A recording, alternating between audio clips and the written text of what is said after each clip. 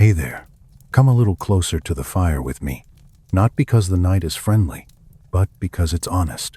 And honestly, I need to tell you something before we begin. Forget the fairy tales you were handed as a child. Forget the clean, shiny myths where heroes are always noble and gods are always wise. The truth is darker than that. Quieter, too. The kind of dark that doesn't jump out at you. It just waits. Patient, certain, like a curse that already knows your name. Tonight's story is not about a shining hero. It's about a family line that rots from the inside and still keeps eating. It's about a father who cuts his own child into pieces and serves him like dinner.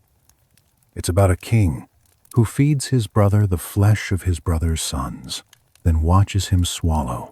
It's about a curse whispered at the exact moment a body hits the dust, a curse that keeps echoing, century after century, like a lullaby sung through clenched teeth.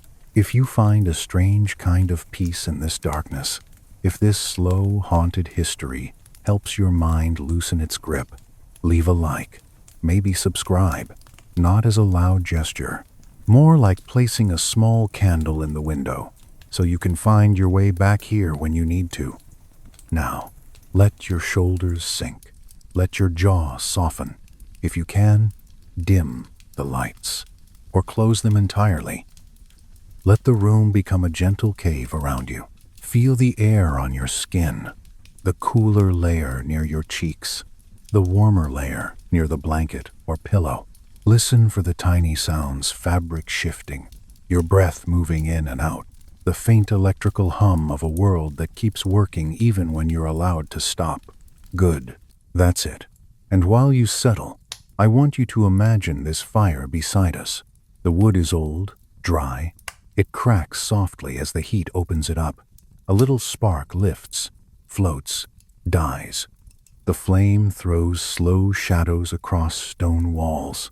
Somewhere, far beyond this room, a wind moves through trees like fingers combing hair. Nothing is urgent here. Nothing needs you to solve it, only to listen.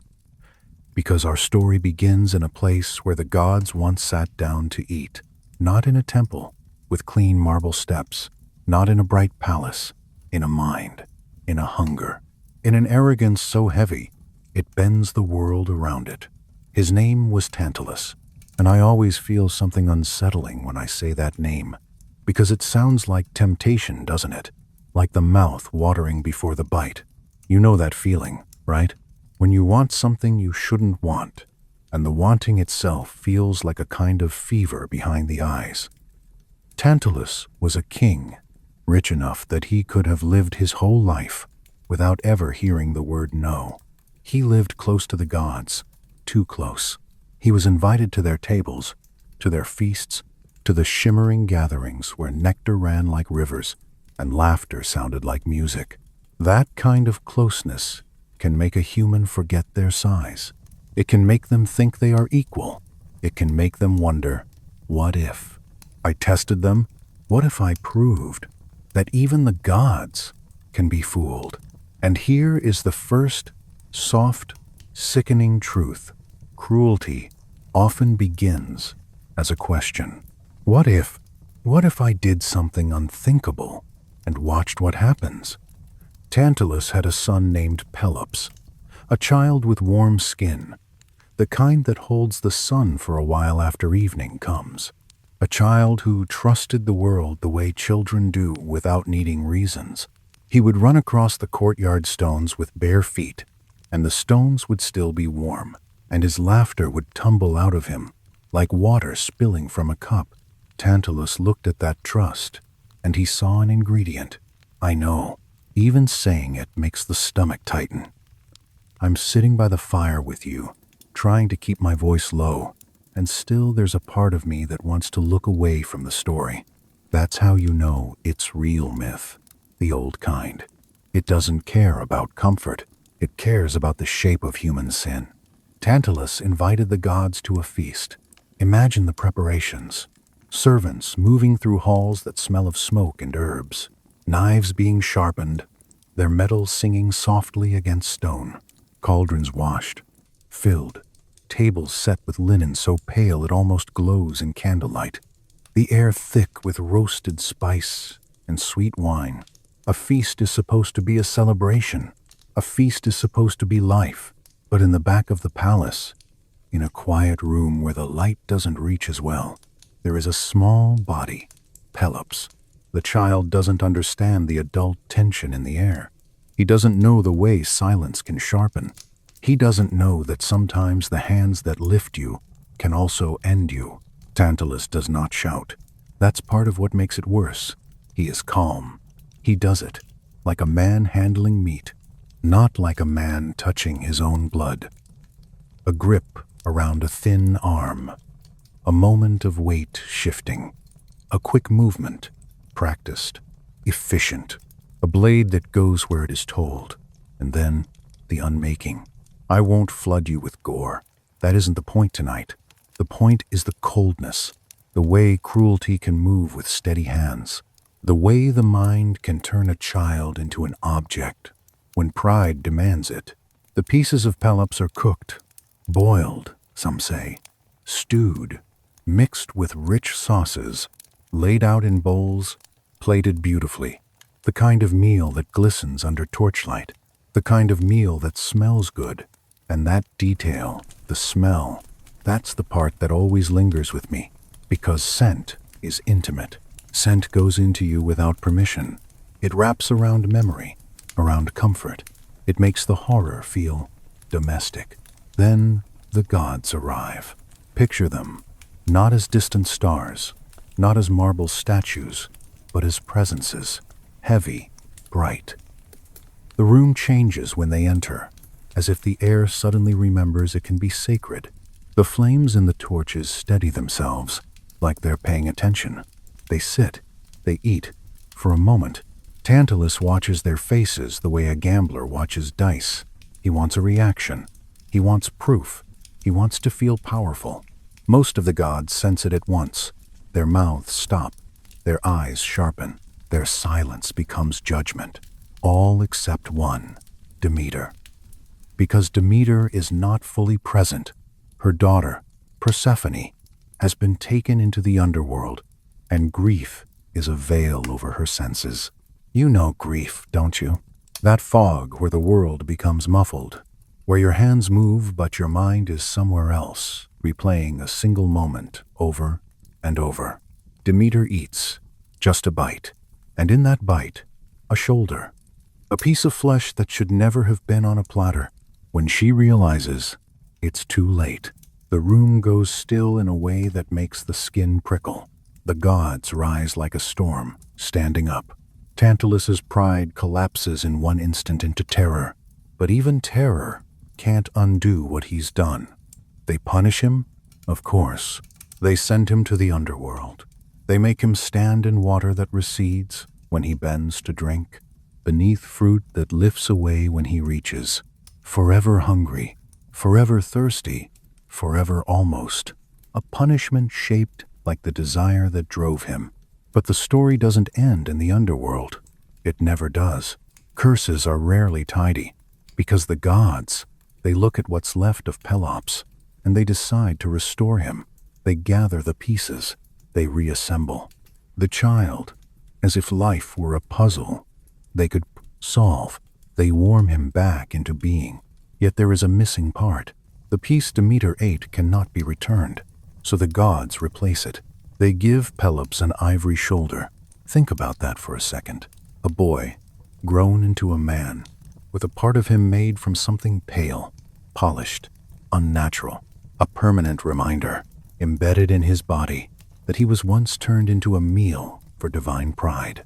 I always picture Pelops waking.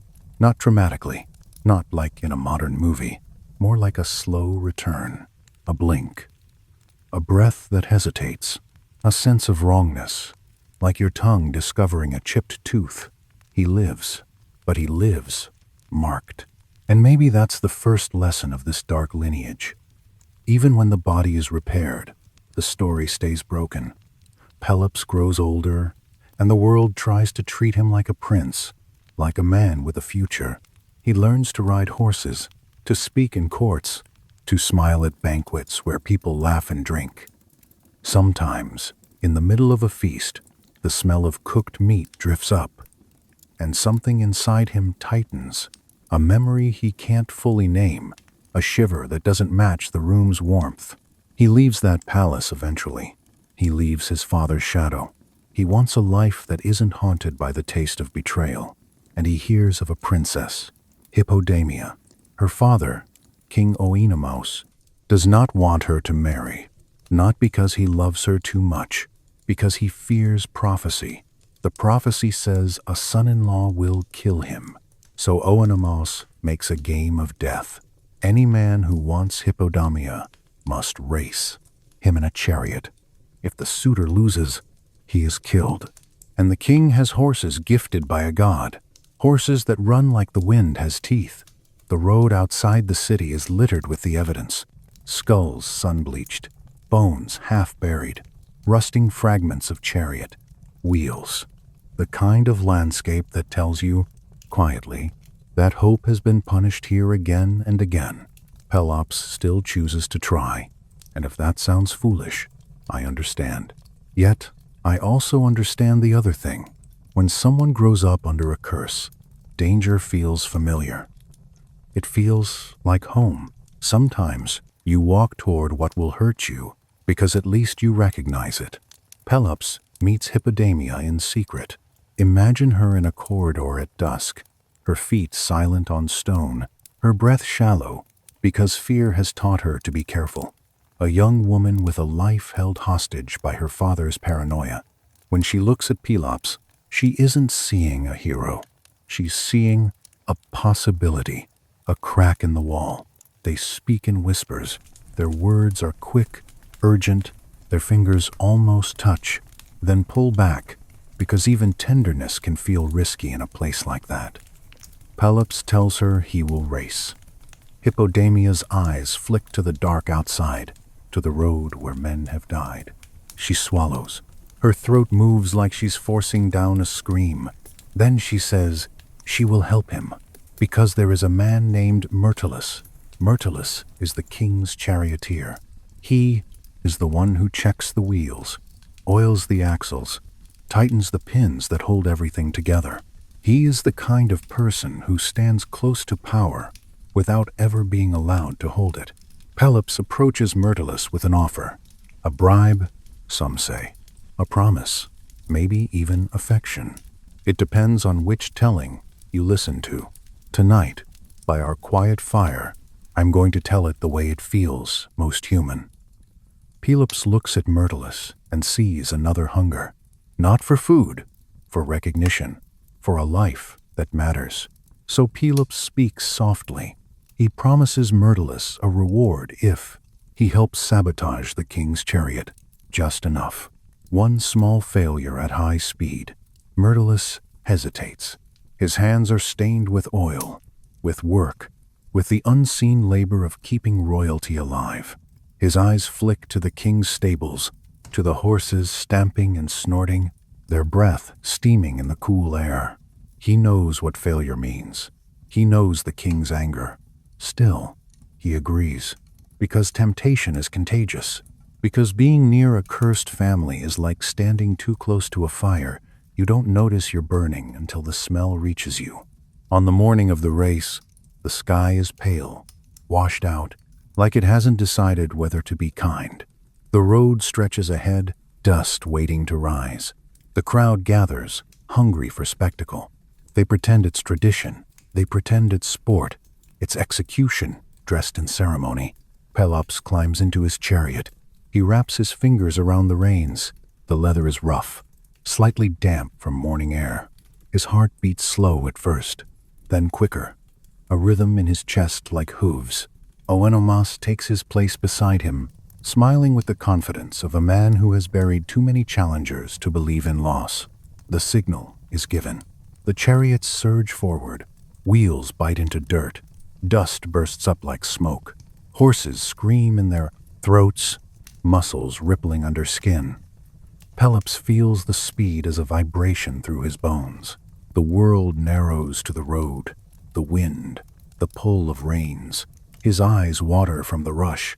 His mouth tastes like metal. He can hear his own breath, loud and uneven, mixing with the thunder behind him.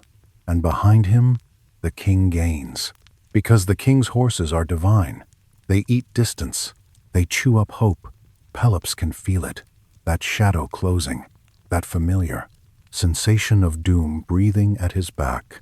Then it happens. A small sound. Not loud. Not dramatic. A pin loosens. A wheel wobbles. Wood complains. Metal shifts. Oenomas's chariot brakes. At full speed, the king becomes a falling thing. A body thrown into dust and splintering timber. A shout cut short. A scream turned into silence. The prophecy fulfills itself. Pelops wins. Hippodamia is his. The crowd erupts, and the sound is messy, like a wave crashing in a dirty harbor.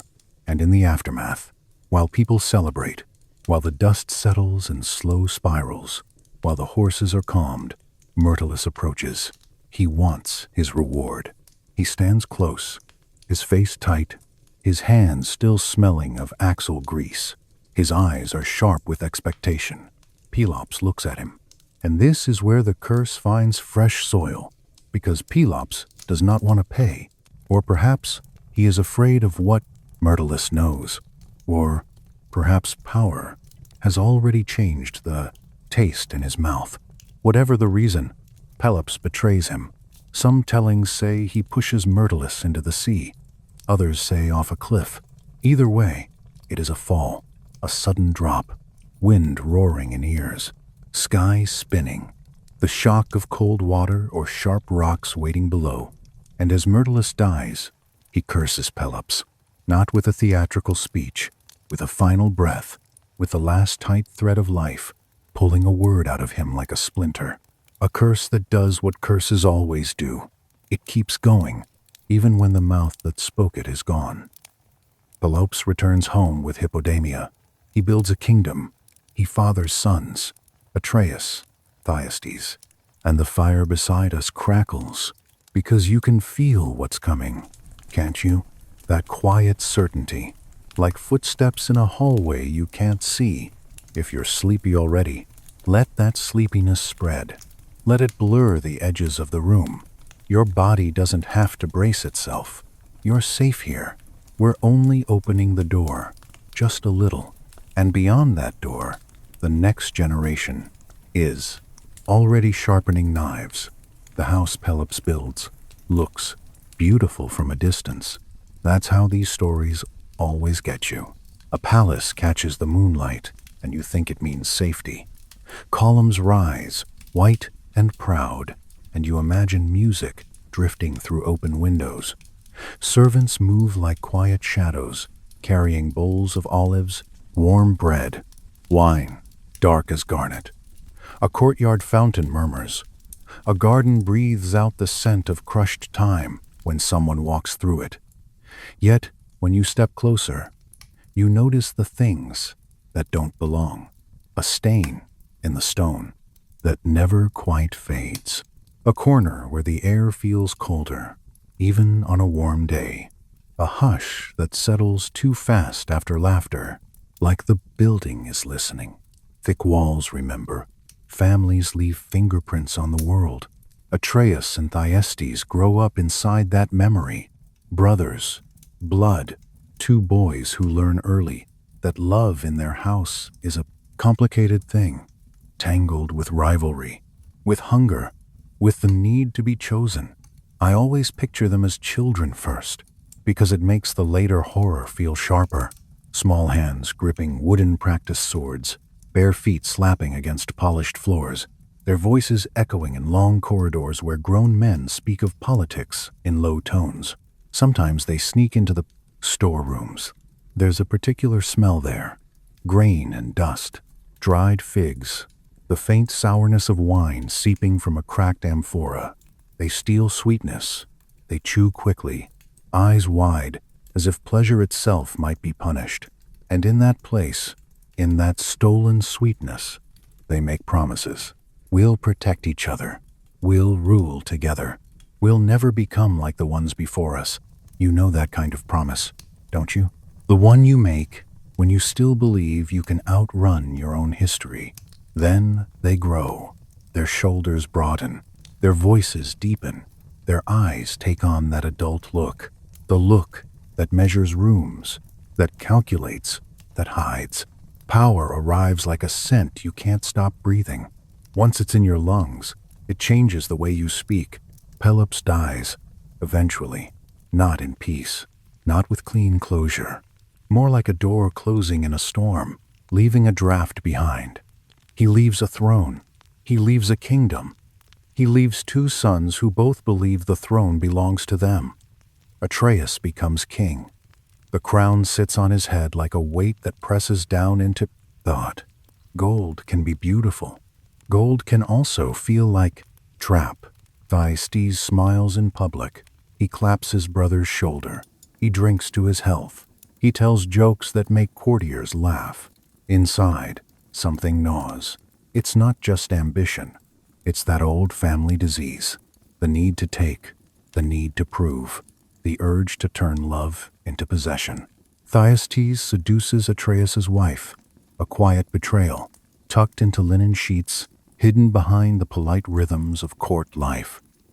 Imagine the secrecy, the way footsteps soften on rugs at night, the way a door opens only a finger's width, the way breath is held when a guard's torchlight passes. There's a particular kind of cold that comes from betrayal like that, not the cold of winter air, the cold of realizing your private world has been invaded, your bed, your trust, your name. Atreus finds out. Not immediately. These things rarely arrive with a trumpet. They seep. A servant avoids your dill. Eyes. A rumor circles. A look lingers too long. Banquet. Atreus sits alone one evening, and the palace feels too quiet. The lamps burn low. Oil pops softly. Shadows stretch. He lifts a cup of wine and tastes bitterness where sweetness should be. He listens. He starts to hear it. The small inconsistencies in people's voices. The pause before a lie. The way laughter turns thin when he walks into a room. And then someone tells him, maybe a loyal servant, maybe a frightened friend, maybe the truth simply can't stay buried in a house like that. This. Atreus does not explode. That would be easy. He becomes still. So still it's frightening. His face smooths out into something almost serene, like a pond with no wind. Inside, rage is moving, slow and heavy, like an animal shifting in the dark. He calls Thyestes back from exile with the performance of forgiveness. Imagine that moment.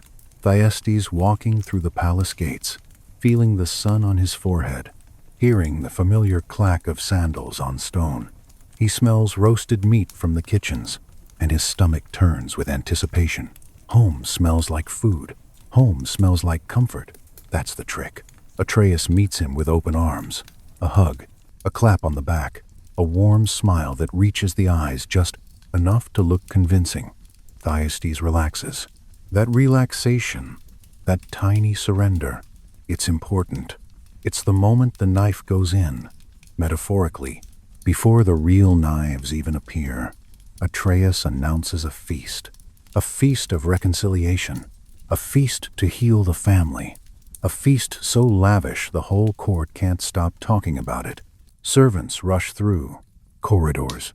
Steam rises from cauldrons. Spices are ground until the air tastes like clove and smoke. Bread is baked, its crust cracking as it cools. Wine is poured into jars until the dark liquid glimmers like a polished stone. And behind the kitchen doors, in a place where laughter doesn't reach, Atreus does something the gods once punished. He takes Thyestes' sons, boys, young, still at the age where they trust adults by default, where they believe uncle means safety. He kills them. Again, I won't drown you in gore. That isn't what puts people to sleep. The mind doesn't need excess. It needs texture. It needs the slow, dreadful clarity of what's happening. Imagine the sounds instead. the quick intake of breath, a small foot scraping the floor, a plea that breaks halfway because fear steals words, a blade making a soft, wet sound you wish you could unhear, a sudden silence afterward, too large, too empty. Then the cooking. That is the part that makes the stomach clench in a different way. Fire transforms. Fire makes things smell appetizing. Fire turns murder into aroma. The kitchen fills with warmth. Fat sizzles. Herbs hiss when they hit hot oil. Someone stirs a pot, the spoon scraping the bottom with a rhythm that could almost be soothing if you didn't know. Outside, Thyestes sits among guests. He laughs. He drinks. He looks at Atreus and feels grateful. Because forgiveness is such a relief when you've been carrying guilt. You can almost hear the thoughts in Thyestes' head. Maybe it's over. Maybe we can be brothers again. Maybe the gods have finally stopped watching us. Like entertainment, Atreus raises a cup. He speaks about family. He speaks about unity. His voice is calm, measured, pleasant. The words slide into the room like warm cloth. Food is served. Platters arrive gleaming. Meat arranged neatly, glistening under lamplight. Sauce poured in careful circles. Steam rising in gentle curls. It smells good. Thyestes eats. He chews. He swallows. He reaches for more. Atreus watches. That watching is a kind of cruelty all on its own. It's the gaze of a man who has turned pain into art. When Thyestes has eaten his fill, Atreus gives the signal. Servants bring in a covered dish. A lid lifts. Inside are the heads, the hands, the feet of Thyestes' sons. Proof arranged like a message. The room goes silent. So fast it feels like someone snuffed the lamps. Thyestes stares. At first he doesn't understand. The mind protects itself for a heartbeat. It says, this can't be real. It says, this is a trick of light. It says, I must be dreaming. Then understanding arrives, heavy and brutal, like a stone dropped into the chest. Thyestes' mouth opens. A sound comes out. Not a scream, not yet. More like an animal noise. Raw, broken. A grief that doesn't know what shape to take. His stomach turns. He gags. He tries to spit out what's already become part of him. He can't. It's too late. Atreus leans closer, voice almost gentle. He tells Thyestes what he has eaten. And that moment, Thyestes, realizing his own body is now a tomb for his children, feels like the true core of the curse. Not the killing, not the betrayal, the contamination, the way horror is forced inside, made intimate, made irreversible. Thyestes staggers from the hall. He runs into the night. The air outside is cold, crisp. Stars look indifferent. The palace behind him glows with torchlight, like a creature's mouth full of teeth. He falls to his knees in the dirt. His hands dig into earth. Soil packs beneath his nails. His breath comes in harsh bursts that fog in front of him. He retches. Nothing fixes it. Nothing uneats the meal. And in that dirt, under those indifferent stars, Thyestes calls out for vengeance. He calls on the gods. He calls on whatever listens to suffering. The oracle will later tell him something that twists the world further, that the only way to destroy Atreus is to father a child with his own daughter, a child born of incest, a child made as a weapon, a child whose very existence is a wound. It's the kind of instruction that makes you blink slowly, like your mind is trying to refuse it. Yet curses don't care about refusal. They only care about continuation. Thyestes does it. He fathers that child. His name will be Aegisthus, a boy raised like a secret knife, a boy who grows up hearing his purpose, whispered into him. You are revenge. You are punishment. You are the answer to what was done. And while that boy grows, Atreus's own children grow too. Agamemnon, Menelaus, two names that people often treat like heroic banners because of Troy, because of epics.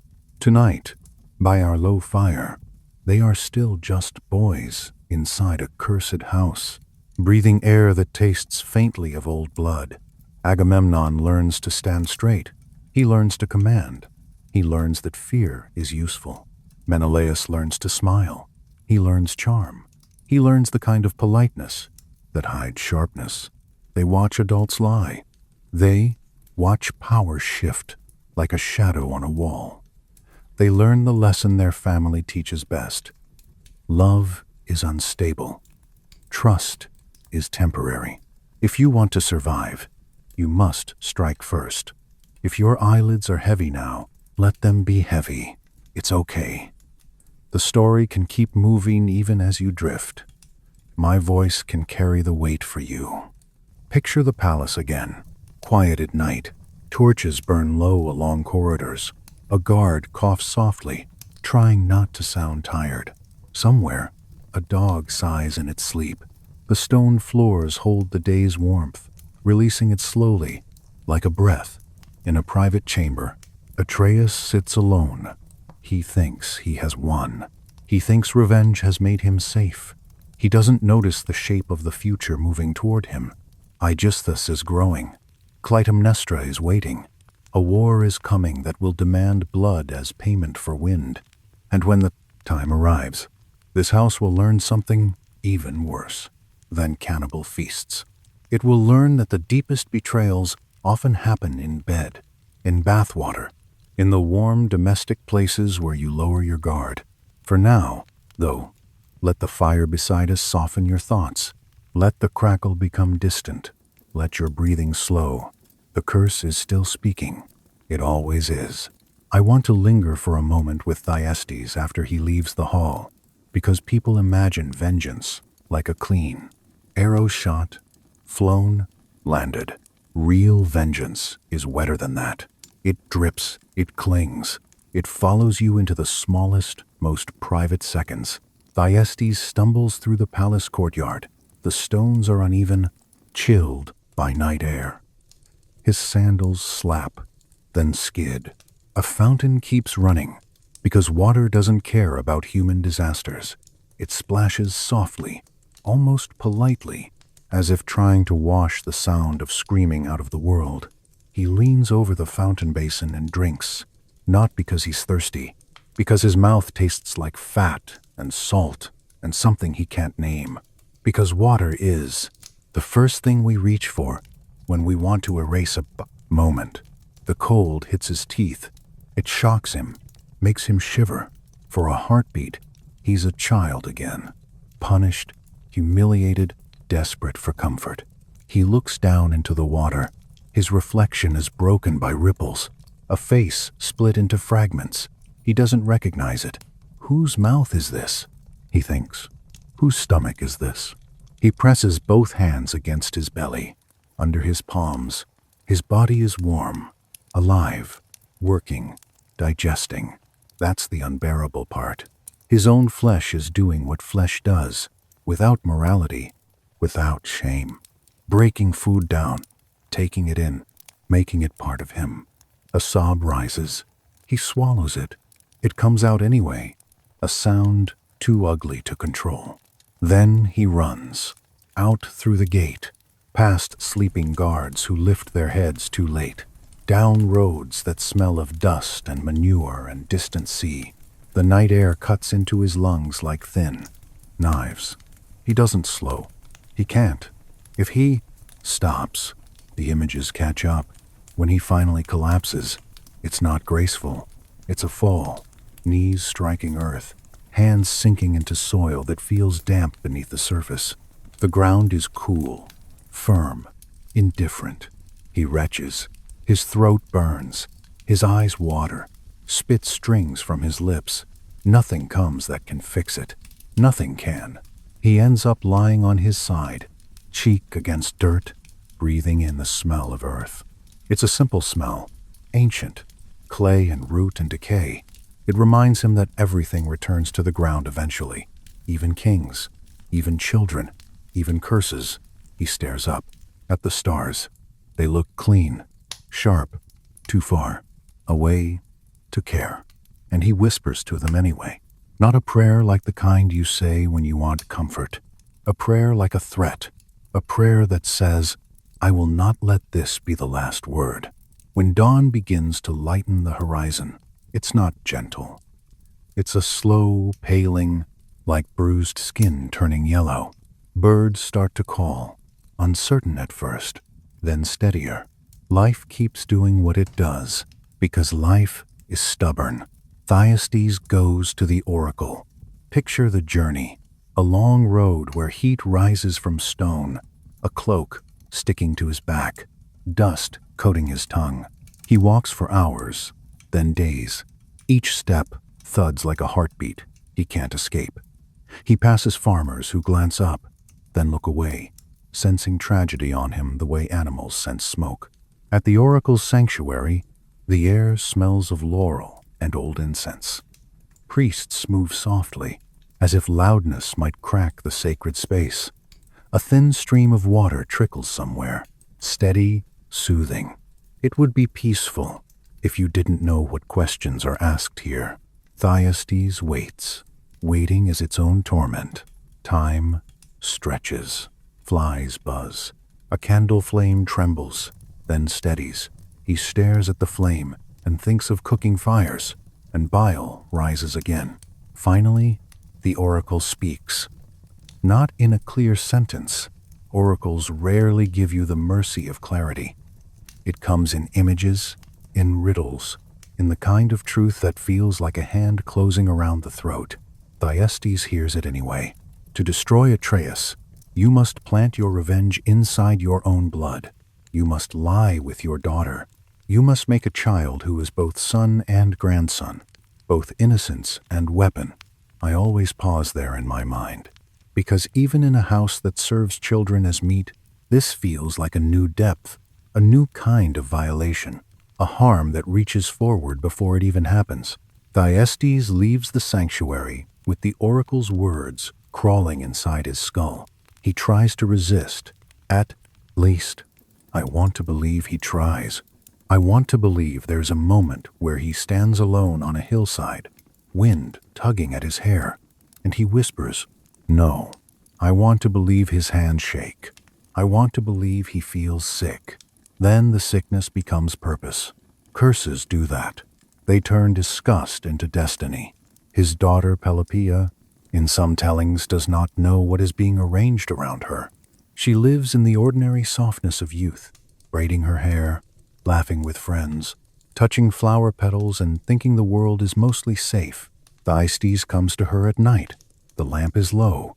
Oil smells sharp. The room is close, warm, private. Outside, crickets sing. Inside, something breaks. He wears a disguise, or darkness itself is disguise enough.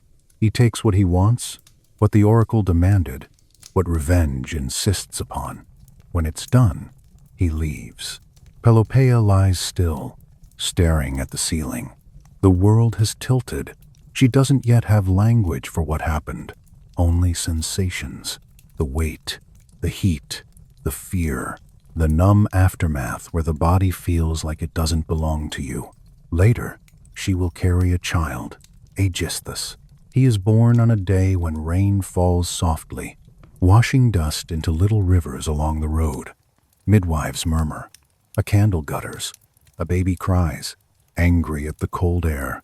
He is wrapped in cloth that smells of wool and smoke. No one looks at him and sees a weapon.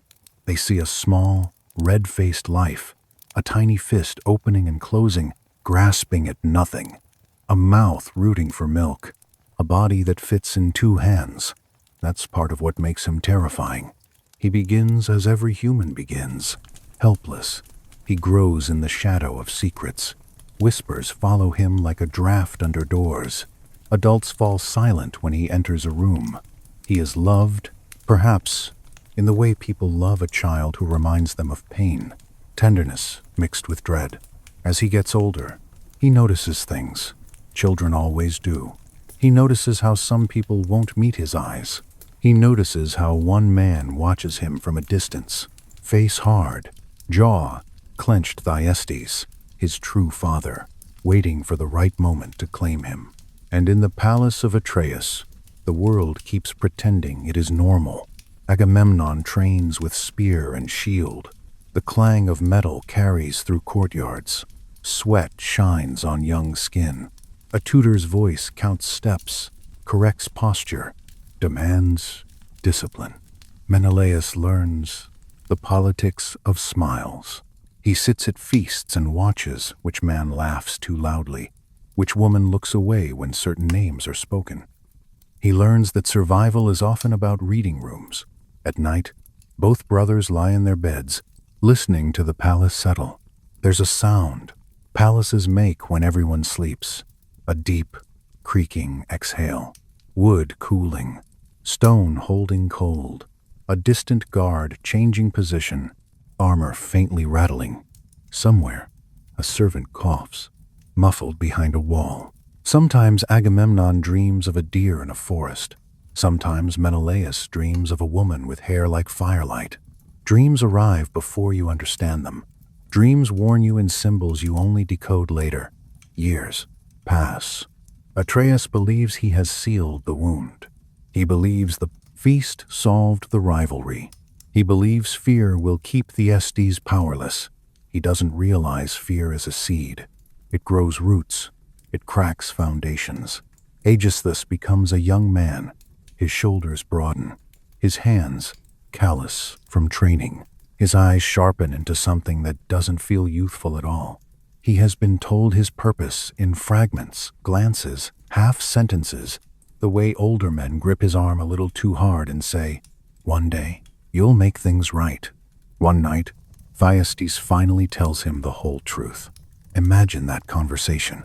A room, lit by a single lamp, smoke curling from the wick, two men facing each other, the older one ruined by grief, the younger one tightened into focus. Thyestes' voice rough, like it has scraped against stones inside his throat for years.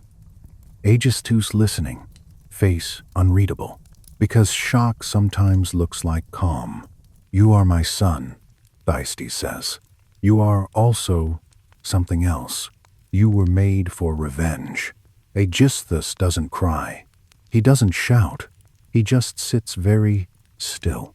That stillness is the scariest kind. It's the mind rearranging itself. Soon after, Atreus dies. Different tellings disagree on how. Some say Aegisthus kills him directly. Some say he arranges it. Either way, the point is this. The curse gets what it wants. The bloodline keeps paying blood. Agamemnon takes the throne of Mycenae. He stands before the people in armor that catches the sun. He raises a hand. His voice carries. He looks like a king, the kind poets might admire. Under the surface, the house is still sick. Agamemnon marries Clytemnestra. She is not a soft woman. She is intelligent, watchful, proud. When she walks through a room, servants straighten. When she speaks, men listen. Her eyes miss very little. I always feel a chill when her name enters the story, because she is both victim and storm. She will be wronged. She will also become terrifying. Then Menelaus marries Helen. Yes, that Helen, the one people call Face, that launched 1,000 ships. But before she is a symbol, she is a person, a young woman in a palace, touching jewelry that feels cold against skin, hearing older women whisper about beauty like it's destiny. She laughs sometimes. She gets bored sometimes. She stares out windows and wonders what it would feel like to be unknown. And then Paris comes, a foreign prince, a smooth tongue, a glance that promises escape, a hand offered like a door, opening. Helen leaves with him, whether she is stolen or chooses to go. The result is the same. Menelaus's pride ignites. The Greek kings gather, they swear an oath, they prepare for war. A fleet forms at Aulis, ships lined up like dark birds on the Pride. Water, masts creaking, ropes humming in wind.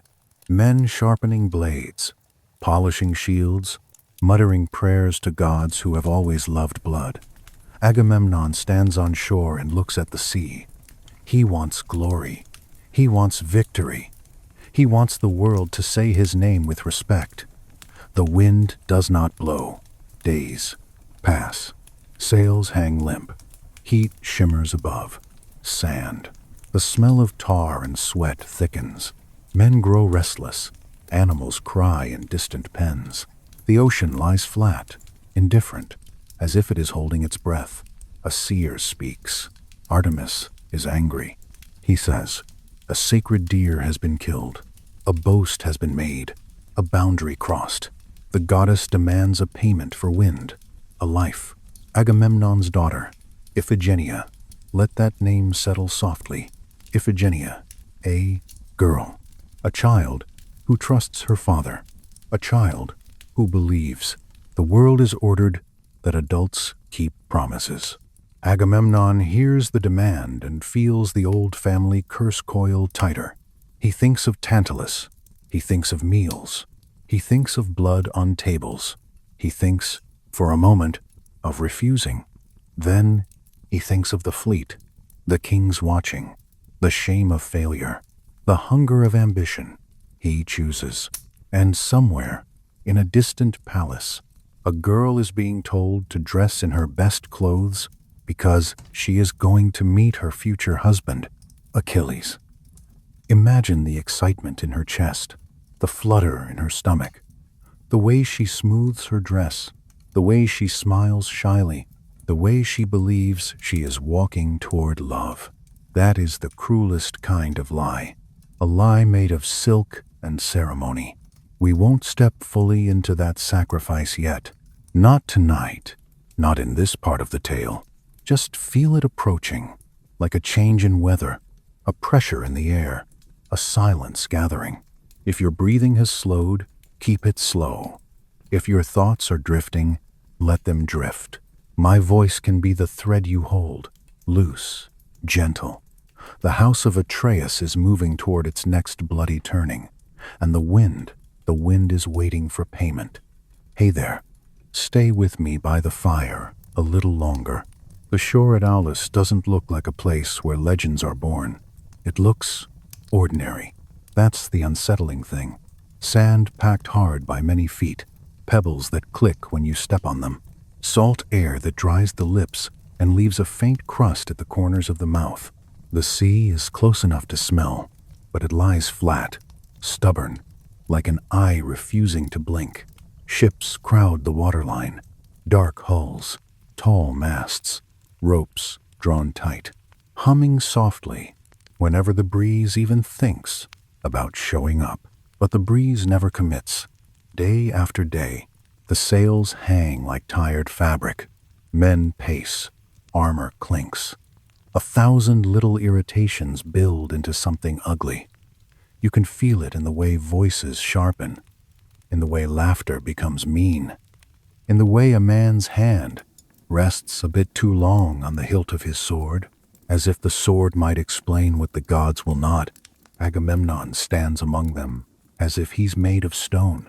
He is king of Mycenae, commander by agreement, a man who has learned that hesitation is a luxury. Yet even he feels the stillness pressing on him. It presses on his ribs when he inhales, like the air has weight. It presses on his temples, like a headache made of salt and pride. Somewhere behind the camp, animals bleat in pens. The smell of dung mixes with pitch and smoke. A cook stirs a pot that keeps simmering because people need to eat, even when they're trapped inside a divine sulk. Then the seer speaks. Calchas, with his lined face and watchful eyes, steps forward as if he is walking into a cold river. He doesn't look pleased. He looks resigned, which is worse. He says Artemis is angry. He says a sacred deer was killed. He says a boast was made, a boundary crossed, a goddess offended, and then he says the price. Iphigenia. The name falls into the camp like a pebble into a well. It doesn't make a loud sound at first. It just drops and drops and drops, until you feel, somewhere deep inside, the impact. Agamemnon's mouth goes dry. He tastes metal. He thinks of his daughter as she was last time he saw. Her hair brushed, hands small, eyes bright with the easy faith children carry like a lantern. He wants to say no. He wants to turn to his army, to all those kings, and tell them to go home. Let the war rot on the horizon. Let Helen stay wherever she is. He wants, for a heartbeat, to be a father before he is a commander. But then he imagines their faces, the scorn, the whispers, the fracture of alliances, the humiliating story that would follow him, the king who couldn't even make the wind obey. And I always feel strange here, because it's not the gods who lift the knife first. It's the crowd inside his head, the pressure of eyes, the hunger for glory, the old family curse that turns love into something spendable he sends for Iphigenia. Not honestly, never honestly. A message goes out to Mycenae, carried by horse, by dust, by the dull rhythm of hooves striking road. The messenger's cloak flaps behind him. The day is bright, and the lie rides under the brightness like a shadow underneath clear water. The lie is simple. Achilles will marry her. Come to Aulis. Bring the girl. Bring her in her best dress. We'll celebrate. We'll feast. We'll seal alliances with music and wine. When the message arrives, Clytemnestra reads it twice. She is not a woman who drifts through life half awake. She feels the world with sharp edges. She hears the rustle of paper. She notices the way the ink is darker in certain strokes, as if Agamemnon pressed harder when he wrote, as if his hand shook and he tried to hide it. Still, a marriage offer is a marriage offer. Achilles is glorious, admired, a name that sounds like bronze struck by a hammer. Her daughter will be honored. Iphigenia claps her hands when she hears. She laughs, and it's a clean sound, so clean it hurts. She turns in a circle like a child pretending to be a grown woman. She asks which dress is best. She asks how soon they'll leave. She asks whether Achilles will look at her kindly. Clytemnestra watches her, and something in her softens. For a moment, the palace seems warmer. For a moment, the curse feels like a story that belongs to someone else. They travel. That night, before the truth breaks fully, the camp tries to dress itself as a celebration. Torches are planted in the sand. Flames lean sideways, starving for the wind that still refuses to be born. Someone plays a flute. The notes drift out and die, swallowed by the wide darkness. Wine is poured, and it tastes sharp, like impatience. Clytemnestra sits in a borrowed tent, the fabric smelling of sweat and old smoke. She runs her fingers along the seam of her daughter's dress, feeling each stitch, a small, steadying ritual. Outside, armor scrapes, sand shifts under boots. A distant horse stamps. Iphigenia is nearby, half asleep, smiling at a dream of a groom who doesn't exist. Clytemnestra watches that smile and feels a quiet fear at how fragile joy can be. Agamemnon does not come to them that night. He steps away from his commanders and walks down toward the water alone. His boots leave shallow prints that fill with dark seepage, the sand-breathing seawater back up. The moon hangs low, a pale coin. He scoops a handful of sand and lets it sift through his fingers, cold and alive, and wonders when his hands stopped being hands. When morning arrives, it arrives without drama, just a gradual whitening of the sky. The air is chilly before the sun takes over. You can smell wet rope, kelp, last night's fire, and still no wind, not even a teasing gust. It's in that thin morning light that the lies begin to crack. In that pause between night and command, you can hear tiny things, a beetle ticking in the sand, a rope creaking, a man clearing his throat too often. The gods feel close then, not loud, just present, like cold breath, so close, so quiet. Picture the road, long stretches, where olive trees lean toward the dust, as if listening. Heat rising off stone, the smell of crushed leaves when a wheel rolls over them, a cart creaking with each bump, wood complaining in a slow, familiar voice, guards riding alongside, spears catching flashes of sun, Clytemnestra's veil lifting in the wind, then settling back against her cheek like a hand. Iphigenia dozes sometimes. Her head nods with the rhythm of travel. She wakes and points at birds. She eats bread and figs, licking sweetness from her fingers. She hums under her breath, a tune without words. And while she hums, the gods wait. When they reach Aulis, the camp greets them with noise, shouting, metal ringing, the slap of waves against hulls, the smell of too many bodies in one place, sweat and smoke and fear. Iphigenia's eyes widen. She is impressed, maybe a little frightened, the way you are when you step into a crowd and suddenly realize the world is bigger than your home. Clytemnestra asks for Agamemnon. He comes to meet them. He kisses his daughter's forehead. His lips are warm. His hands linger on her shoulders, as if he wants to memorize the shape of her bones. He smiles. His smile looks like something held up by effort. Iphigenia beams. She believes him. Clytemnestra studies him. She notices how he won't quite meet her eyes. She notices the tension in his jaw, the way his fingers flex as if they want to grip a sword. She feels a faint chill, a warning that doesn't have words yet. Then Achilles arrives because the lie has reached him too, or because someone has summoned him into this theater. He looks confused when he hears about the wedding. His brow furrows. His mouth tightens. He says he never agreed. And suddenly the lie cracks. Clytemnestra's breath catches. The camp noise seems to fade into a distant roar, like the sea inside a shell. She turns to Agamemnon, and her voice is low when she asks what this is. Agamemnon does not answer quickly. In that pause, you can feel everything about to change. A pause can be a doorway. A pause can be a blade hovering. Finally, he speaks, and the words are small compared to what they carry. The goddess demands it. The wind won't blow. The fleet is trapped. The war must begin. Clytemnestra's face goes still. It's the same kind of stillness Atreus had, the stillness of rage that hasn't found a shape yet. She steps between her daughter and the men like a wall. No, she says. Just that. A single word, clean as a snapped bone.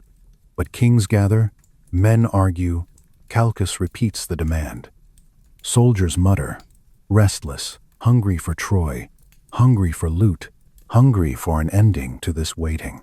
Achilles, strange, isn't it, is the one who seems most willing to protect the girl. He offers to fight. He offers to take her away. His pride is offended by the lie, and sometimes pride looks like honor from a distance. Yet the camp is a machine. Once it starts moving, it doesn't care what it crushes. Iphigenia listens. At first she is silent, as if her mind is trying to wake up from a dream. Then she asks, very softly, "Father, is this true?" Agamemnon can't look at her. He looks at the ground, at sand, at a broken shell, at anything but the eyes that trusted him. And that is the moment the child becomes something else. Not a bride, not a daughter, a payment. Iphigenia's throat works as she swallows. Her hands tremble. She grips her dress, bunching the fabric in her fists until her knuckles blanch. Then something shifts in her. It's not brave like a hero story. It's more like surrender mixed with a strange clarity. She looks at the ships, at the men, at the endless waiting, at the way the whole world seems to lean on her small body. She says she will do it. I always pause there too, because it's heartbreaking in a quiet way. A child offering herself so the adults can keep their war. Clytemnestra makes a sound, half sob, half snarl. She reaches for her daughter, pulling her close, pressing her face into Iphigenia's hair, as if she could hide her there, as if the gods might overlook what they cannot see. The soldiers step closer. Hands reach out. Not cruel hands, not necessarily. Just hands doing a job. That's what makes it colder. A sacrifice performed like logistics. They lead Iphigenia toward the altar. The ground is gritty under her sandals. The wind still doesn't move. Even the sea seems to hold itself steady. The altar is stained from other offerings. Old blood has dried dark in the pressed grooves. The smell of smoke clings to the stone, and the air tastes faintly of ash. Iphigenia climbs the steps. Each step is small. Each step sounds loud in her ears. She lies down. Her hair spreads over the stone like spilled ink. Her chest rises and falls too fast. Tears slide sideways into her ears. She whispers something. Maybe a prayer. Maybe a goodbye. Maybe only her mother's name. Calchas lifts the knife. The blade catches a thin line of sunlight. It looks clean. It looks indifferent. Clytemnestra screams. The sound tears through the camp, and for a second, even hardened men flinch. Agamemnon stands rigid. His hands are fists. His nails bite his palms. He tells himself this is necessary, as if necessity can wash blood away. And then, in some tellings, the knife falls. In others, Artemis intervenes at the last instant, swapping the girl for a deer, whisking her away into mist, leaving only the animal's warm body where the child had been. Tonight, I want you to feel the uncertainty the Greeks themselves lived with, because either way, the result is the same in the hearts of those watching. A daughter is lost. A mother is scarred. A father becomes a man who can never truly come home again. The wind rises. You can almost hear it at first, like a sigh. Ropes tighten. Sails twitch, then billow. The fleet creaks alive, eager as a beast released from a cage. Men cheer. The sound is wrong. Joy, built on a child's disappearance. Clytemnestra is held back, her arms pinned by guards as she fights like a mother wolf. Her dress tears at the sleeve. Her hair comes loose. Dust sticks to her tears. She looks at Agamemnon with a hatred so focused it feels quiet. No thunderbolt strikes him. No god announces the moral. The punishment is more human than that. It is the slow, patient promise she makes without speaking. You will pay. The ships depart. From the shore, the fleet looks almost beautiful. White sails against blue, sunlight flashing on bronze, a horizon waiting like an open mouth. Agamemnon stands on deck, wind finally in his face. It should feel like victory. Instead, he feels hollow. He rests a hand on the railing. The wood is rough, damp with sea spray. His stomach churns with the roll of waves, or with guilt, or with both. He looks back at the shrinking shore. Somewhere behind him, a mother is returning home without her daughter.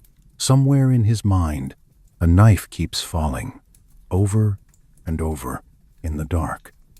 And the sea carries him toward Troy, carrying the curse with him, quiet as salt. The sea that carried the fleet away will carry it back. It just takes its time, the way the sea always does, patient and unsentimental. 10 years pass as if they are a single long night, stitched together from screams and smoke. Troy burns in the distance of stories. But for the people waiting at home, the war is mostly absence. A chair that stays empty, a bed that cools on one side, a name spoken less often, not because love fades, but because repeating it starts to feel like calling into a well. Clytemnestra rules Mycenae in Agamemnon's place. She does it with a straight spine and a mind that refuses to sleep. The palace becomes her territory, stone corridors, echoing halls, doors that creak in certain damp weather. She learns every sound, the difference between a servant's footstep and a guard's, the way the wind makes the shutters tap at night like fingers asking to be let in. the smell of oil lamps when they sputter low, the taste of wine she drinks without celebration, and beneath it all, she carries Aulis like a thorn. I can't help it, I always feel a cold admiration mixed with dread when I imagine her. Because grief in a woman like Clytemnestra doesn't collapse her, it hardens her into something that can cut. Aegisthus arrives, slowly, like rot. He is not a hero. He doesn't gleam the way Achilles does in songs. He is a survivor of old blood crimes, a man who grew up with the taste of revenge in his mouth. He slips into the palace as an ally, then as a companion, then as something sharper, a co-conspirator. He speaks softly to her, not to soothe, but to feed the part of her that is starving for justice. He reminds her what Agamemnon did. He reminds her what the house of Atreus always does. He says the curse is a river, and you can either drown in it or steer it. Clytemnestra listens. At first, perhaps, she listens with doubt.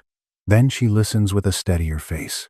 Then she listens with the calm of a person who has already decided, long before the decision was spoken aloud.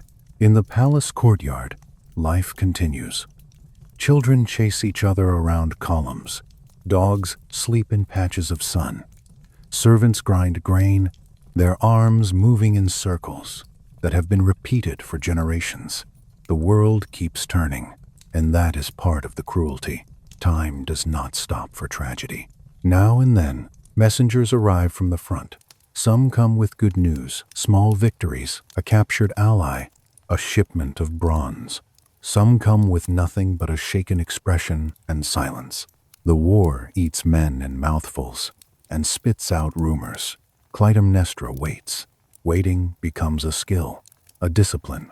The ability to smile when guests praise her strength. The ability to speak of Agamemnon as my husband without choking on the words. The ability to sleep beside Aegisthus and still feel, in the dark, the phantom weight of a daughter's hand in hers. Then, one evening, a lookout runs in from the walls, sails on the horizon. Not one ship, not two, many. Like a line of pale teeth against the dusk, the city responds the way a body responds to a sudden shock. People rush into streets. Voices rise. Dogs bark. A bell is struck metal, ringing through air that suddenly feels thinner. Clytemnestra does not run. She walks. She walks through corridors where torches flicker against carved stone. She hears her own footsteps and notices, with a strange detachment, how steady they are. Her hands are cool. Her stomach feels empty, as if her body has already set aside space for what is coming. At the harbor, the first ship cuts through the water. Oars splash. Ropes thud against posts. Men shout instructions. The smell hits you before the faces do. Salt, tar, sweat, old blood that never quite washes out of leather. Agamemnon steps onto the dock. He is older. His beard has more gray. His eyes look both proud and tired, like a man who has carried too much armor inside his head. He lifts his arms as if to greet his city, his palace, his wife. Behind him, a woman follows, Cassandra. She moves like someone walking in a dream she cannot escape. Her hair is dark and loose. Her gaze is far away, as if she's seeing not this harbor, but a hallway of futures stacked like bones. She is a trophy, a prisoner, a prophet nobody wants to hear. Agamemnon keeps her close, not gently, not cruelly, just possessively, like an object that proves he won. Clytemnestra sees her and feels something sharpen, not jealousy, exactly, something colder, a confirmation. She smiles anyway. It's a terrible smile. If you look closely, it does not rise into the eyes. It sits on the mouth like a mask placed carefully over a wound. "My lord," she says, and her voice is smooth, a surface without ripples. Agamemnon, exhausted, accepts the surface. He steps toward her. He believes, because believing is easier than asking. She welcomes him with ritual. A red carpet is spread, rich cloth unrolled across the stones leading up to the palace. Agamemnon hesitates. He says it is too much. He says it insults the gods to walk on such luxury. Clytemnestra insists. You can picture the cloth under his sandals, soft, thick, almost like walking on blood that has been woven into something decorative. He walks. Before he steps onto that red cloth, there is a moment, small, almost invisible, when he glances up. The palace towers above the harbor like a dark cliff. Agamemnon inhales and tastes home. Bread from a distant kitchen, crushed thyme under sandals, the faint sweetness of stored fruit. For a second he looks like a man who might apologize. Then the cheering rises again, and the apology sinks back down into him. Clytemnestra gestures toward the carpet, as if offering comfort, but her fingers are too precise, like a priest arranging an offering. He steps. The cloth muffles the sound, the way a blanket muffles a lid. Dust clings to the red. Servants smooth the edges behind him, erasing his footprints, as if no hesitation is allowed to remain. Inside, braziers glow, and heat rolls in slow waves. Resin-sweet smoke thickens the air. Cassandra follows, with silent feet, pausing at a threshold, as if she hears a second heartbeat in the walls. Her lips move without sound. Then she walks on. Agamemnon lets his cloak slide away. It rasps softly, shedding sea salt and old smoke. He rubs his brow, where an old scar lies pale in torchlight, and whispers, "At last." Not knowing a word can be a spell. The bath chamber waits warm and dim. Steam curls out when the door opens. Tiles are slick. A drop falls from above and lands on his shoulder, warm as a fingertip. He lowers himself in, and the water closes around him with a hush. His eyes shut again, and again, surrendering. Clytemnestra watches the surrender happen. Her gaze drops to the net folded nearby, and her mouth trembles once with memory. Then the tremble stops. A servant backs out, eyes lowered, sandals squeaking faintly on wet stone. The door closes, and the click of the latch sounds too final. In the steam, torchlight blurs into halos. Agamemnon exhales and tastes oil and heat. Outside the chamber, Cassandra's breath catches, like someone smelling smoke before flame. Clytemnestra listens to his breathing slow, counting it the way you count waves at night, until the rhythm feels like permission. Her hands do not shake, not anymore, not tonight. And with every step, the palace draws him in. Inside, servants hurry to prepare baths. Hot water is carried in steaming pots. The air fills with wet heat. Scented oils are warmed myrrh, maybe, or something pine-like, trying to cover the truth with sweetness. Clytemnestra moves among them with practiced ease. She touches a servant's shoulder, murmurs an instruction, then turns away. Her mind is not on hospitality. Her mind is on Aulis, on the altar, on the sound her own scream made, on the way no one stopped it. Aegisthus waits in the shadows of a side corridor. He does not join the welcome openly. He is a quiet blade, held behind the back. Cassandra stands apart, watching. And here is the unsettling part. She knows. She knows, in that way, prophets know, without choice, without comfort. Her lips part as if to speak, then close. She breathes in, slowly, as if smelling smoke before the fire is visible. She looks at the palace doors like a person looking at a mouth. Agamemnon enters his home. The halls echo with familiarity. Stone cool underfoot, faint drafts that move the flames of wall torches. The smell of cedar beams, old dust, the ghost of meals eaten years ago. He relaxes. He lets himself think. I am safe. Clytemnestra leads him to the bath. The bath chamber is warm, dim, almost womb-like. Steam drifts upward and beads on his skin. The water ripples gently as he steps in. It laps against his calves, his knees, his thighs.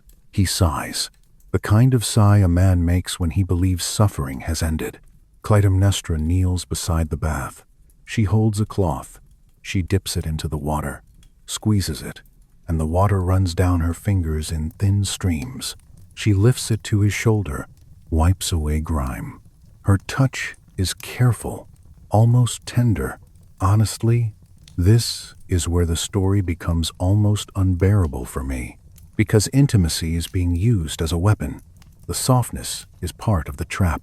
Agamemnon closes his eyes. He doesn't see Aegisthus enter. He doesn't see the net. It is not a fisherman's net. Not exactly. It is a woven cloth, thick, heavy, crafted for this purpose. It is thrown over him, and it clings to wet skin. It wraps around arms, chest, throat, tangling him in his own helplessness. Agamemnon jolts, water sloshing. His hands fight for purchase, but the fabric slides, slick and tight. His breath turns into harsh, startled sounds. He calls her name, Clytemnestra. She doesn't answer with words. She stands. In her hands is an axe, or a sword, depending on the telling. But tonight, I want you to imagine the weight of it. Wood handle worn smooth where palms have gripped it. Metal head cold, reflecting torchlight in a dull, brownish gleam. Her arms lift. The first strike lands with a sound that is not as loud as you would think, more like a thick, wet interruption. Water splashes red. Steam carries the scent upward, iron, hot blood, something animal. Agamemnon convulses. The net holds him. He tries to rise, but the water drags at him, and the fabric pins him. He looks at her, and in his eyes there is shock. Yes, but there is also recognition, like a man finally seeing the bill for something he spent long ago. Clytemnestra strikes again. She is not frenzied. She is steady. Each movement is controlled, practiced in her mind for years.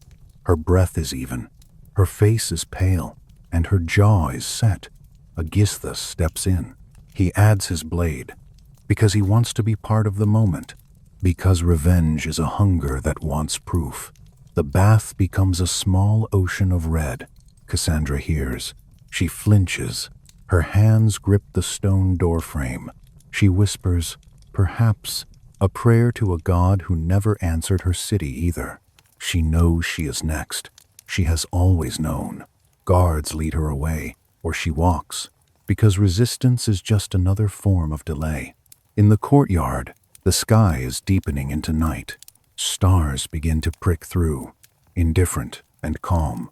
A dog howls once, then stops, as if it realizes the sound won't change anything. Inside, the killing finishes. Agamemnon's body slackens. The water goes still except for small ripples, like the last breaths of a dying lake. The net floats slightly, heavy and dark.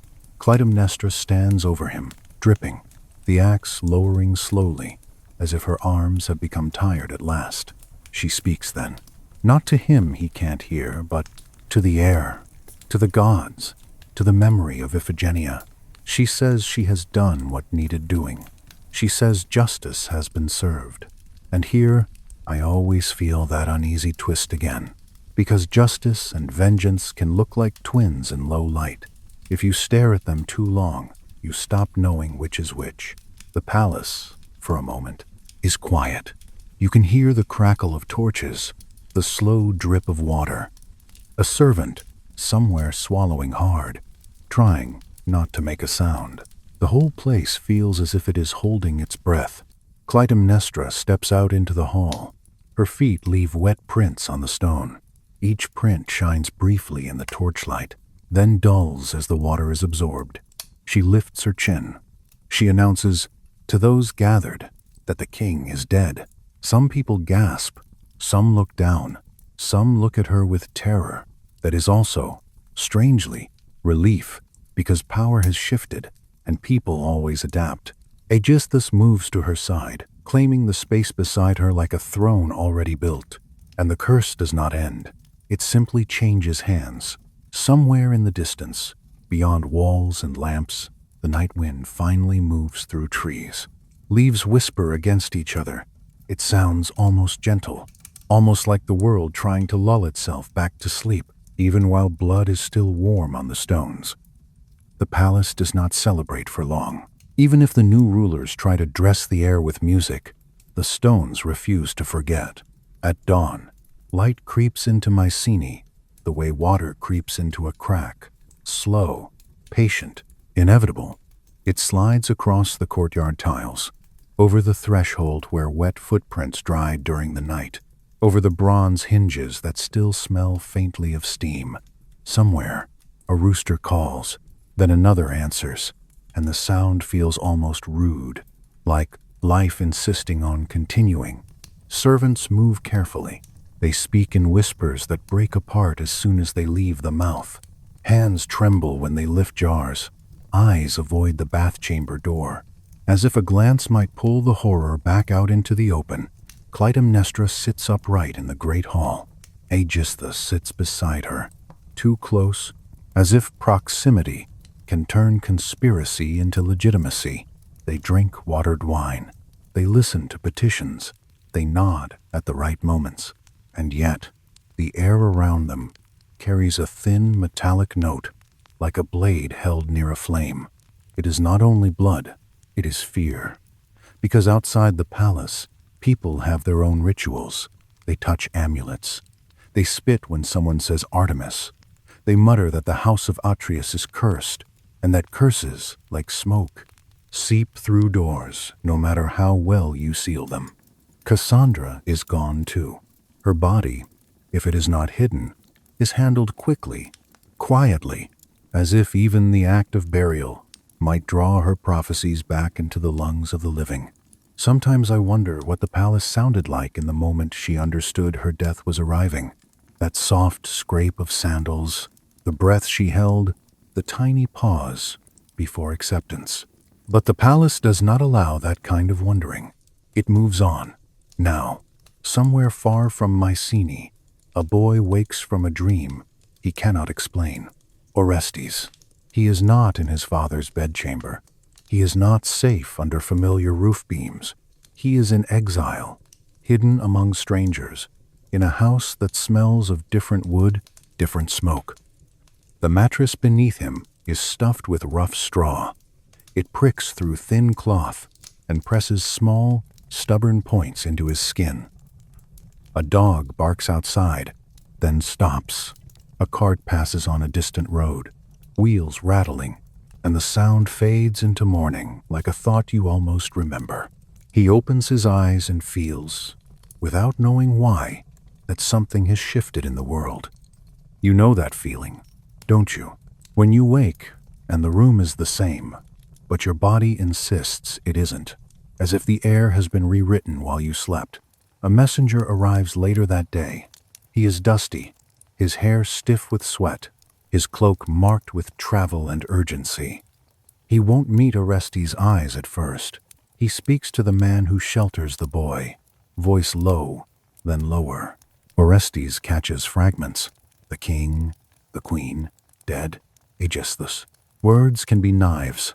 They don't need to be sharp if they are placed in the right place. Orestes stands very still. His hands hang. At his sides, fingers curled slightly inward, as if he is holding onto invisible rope. His mouth tastes bitter. He thinks of his father's voice, the smell of his armor when he came home from a hunt, the rough warmth of a hand on his head. He thinks of his mother's perfume, the familiar sound of her bracelets. His mind tries to fit these memories into the shape of the news, and it doesn't fit. It hurts. Then he goes outside. He walks until the house is behind him, until the voices are muffled, until only wind and leaves and his own breath remain. He stands under an olive tree. The trunk is twisted, old, its bark ridged like knuckles. He presses his palm against it and feels the cool texture, grounding himself in something that is not blood. A small insect crawls across the back of his hand. He watches it, absurdly, as if the insect might offer instruction. It moves with simple purpose. It does not hesitate. It does not mourn. Orestes whispers, "Father," and the word falls into the grass. In Mycenae, another child listens to footsteps in the hall. Electra. She is no longer a child the way Iphigenia was at Aulis. She has sharpness now, the sharpness that comes from watching adults lie. She lives inside the palace still, but not inside its warmth. She lives in its corners, in the spaces between columns where shadows pool. She watches her mother sit on her father's throne, and her stomach twists each time. At night, Electra lies awake. She hears the palace settling, beams creaking softly as they cool. She hears Aegisthus laughing somewhere behind closed doors. She hears her mother's voice steady, low, giving orders, and always, beneath those sounds, she hears a phantom, the splash of bath water, the dull thud of a weapon, the silence after. Sometimes she gets up, bare feet on cold stone. She moves through corridors, lit by thin oil lamps. The flames flicker, making the walls seem alive, as if the carved figures might step down from their places. She stops at the bath chamber door and rests her forehead against it. The wood is cool. She inhales and smells old steam and faint rust. She doesn't cry loudly. Crying loudly in that palace would be dangerous. She lets tears slide down her cheeks in the dark, silent and hot. One day, she hears that Orestes is alive, not dead, not lost, alive, hidden. The knowledge is a small ember. She cups it carefully in both hands, warming herself with hope that burns. Clytemnestra senses this. Mothers sense many things, even when they are the kind of mother who can lift an axe. She watches Electra with a narrowed gaze. Sometimes she speaks softly, as if offering kindness. Sometimes she snaps, sudden and sharp. Electra learns to keep her face calm, to swallow words, to store them. Years pass like this. Each day, a small, repetitive grinding, like grain under a stone. The palace grows used to the new order. People learn which expressions keep them safe. Then, one afternoon, a stranger arrives at the gates. He wears a travel cloak. Dust clings to the hem. His sandals are worn. He keeps his head slightly lowered, not in shame, but in careful anonymity. He asks for shelter. He asks for a drink of water. His voice is ordinary enough that guards do not feel alarm. Electra sees him from the edge of the courtyard. Something about his posture tugs at her memory. The angle of the shoulders, the way. His hands move controlled, but not smooth, like someone trying to imitate calm. He looks up, just briefly, and their eyes meet. Electra's heart kicks against her ribs. Not romantic, not soft. It is the hard jolt of recognition, like a bell struck once in the skull. Orestes. He is older now. His jaw has hardened. There is a faint scar near his brow. His eyes carry sleeplessness, a tension that never fully relaxes. Yet the boy is still there too, hidden behind the man's face, the boy who once ran through palace halls chasing a toy horse. Electra moves closer, step by step. Her breath feels too loud in her own ears. She wants to call his name, but the palace is full of ears. So she does what people do when they are terrified and clever. She speaks of nothing. She offers him bread. She asks him about the road. She watches his mouth form simple answers when they are alone.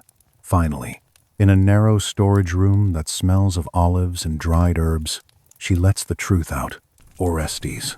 He exhales as if he has been holding his breath for years.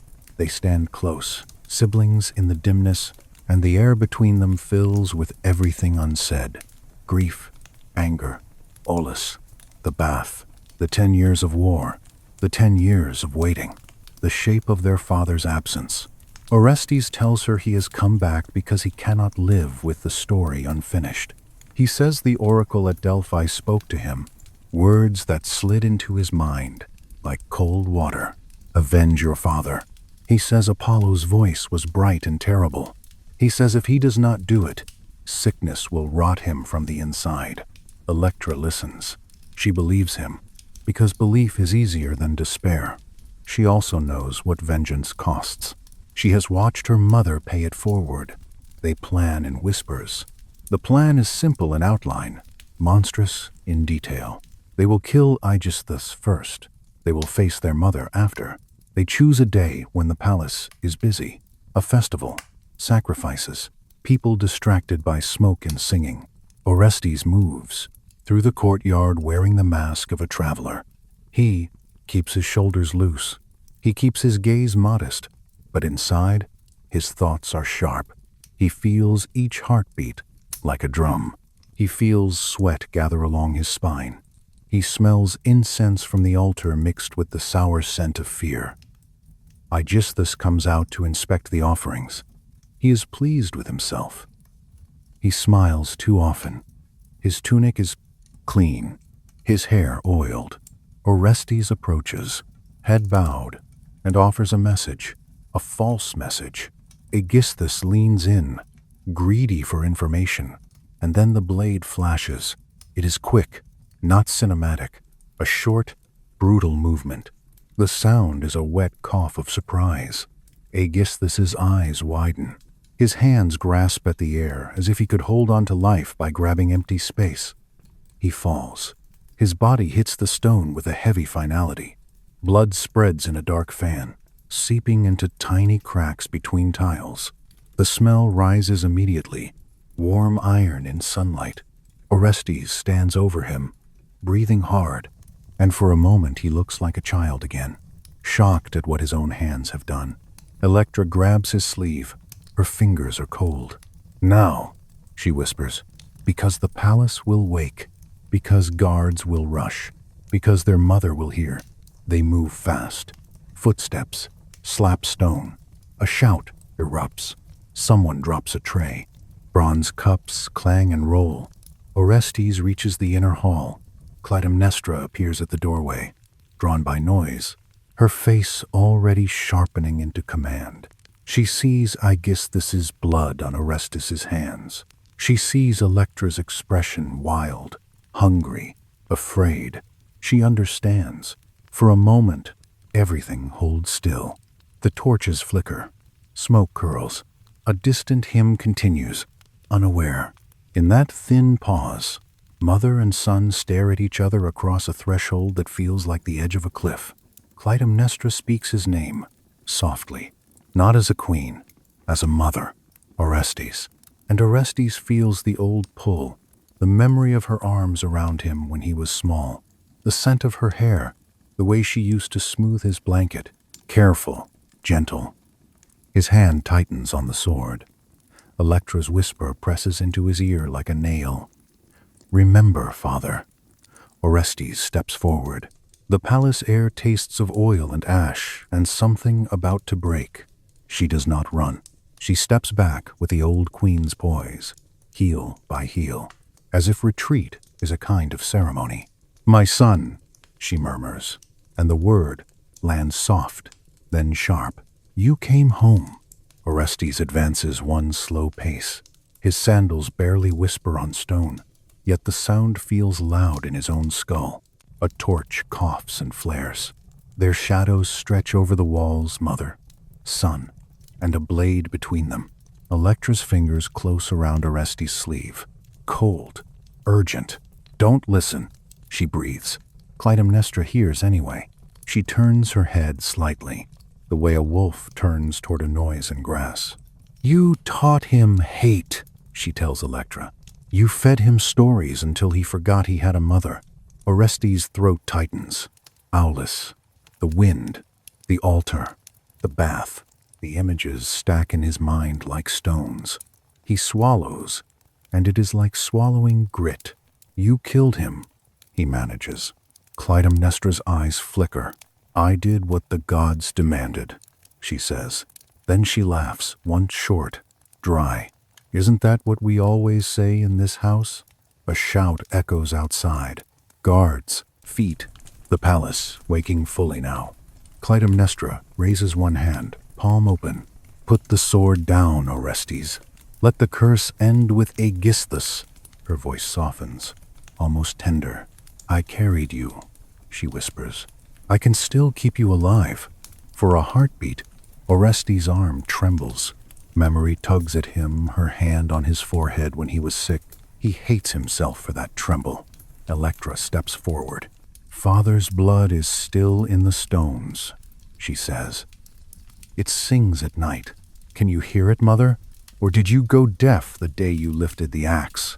Clytemnestra's jaw tightens. The softness vanishes. She backs toward the inner chamber, drawing them after her without turning, like a tide pulling feet into deeper water. Then come, she says. If you must do it where your father died. The corridor beyond is narrow and dim. The air tastes of oil smoke. The floor is cold enough to climb into the bones. Orestes follows. Each step, a decision.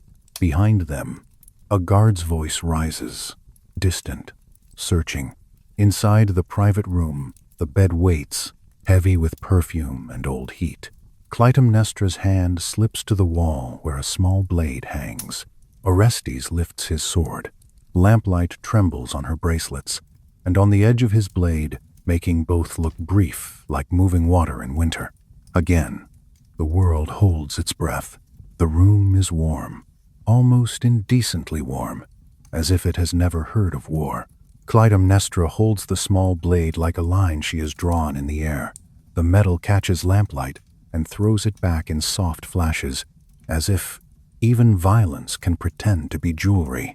Orestes stands near the doorway.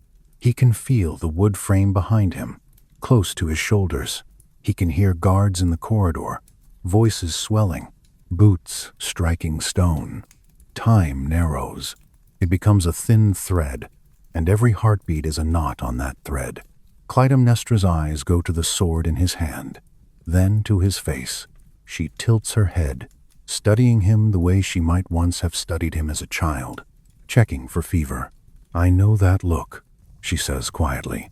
It's the same look your father wore when he came back from battle, when he tried to pretend the killing stayed outside his skin. Orestes' mouth is dry. His tongue feels too large. He wants to say something brave, something clean. Nothing comes. Electra slips into the room behind him. Her presence is a hard point of certainty.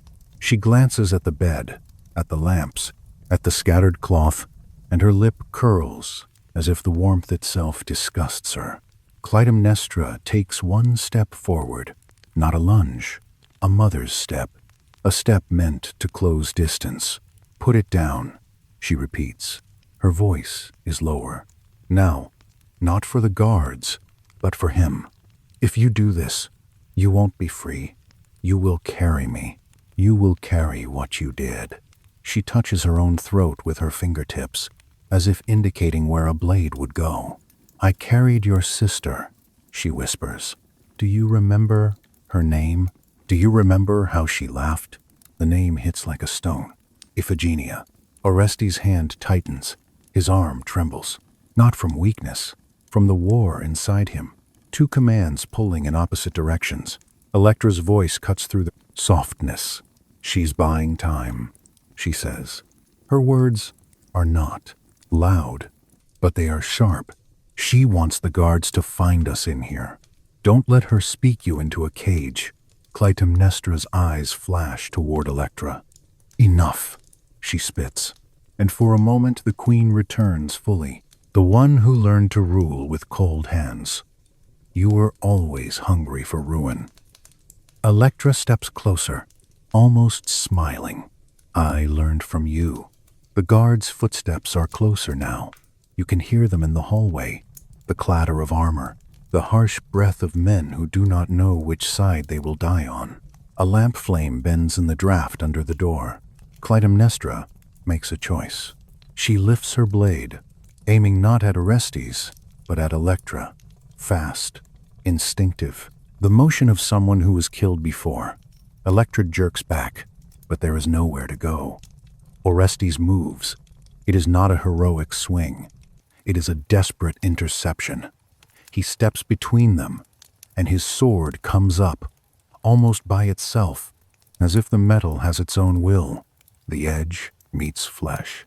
For a fraction of a second, there is resistance, like cutting into thick cloth, then warmth, then the soft, horrible ease. Clytemnestra makes a sound that is not a scream. It is smaller than a scream, a startled breath, like someone waking from a dream and realizing the dream is real. Her blade drops.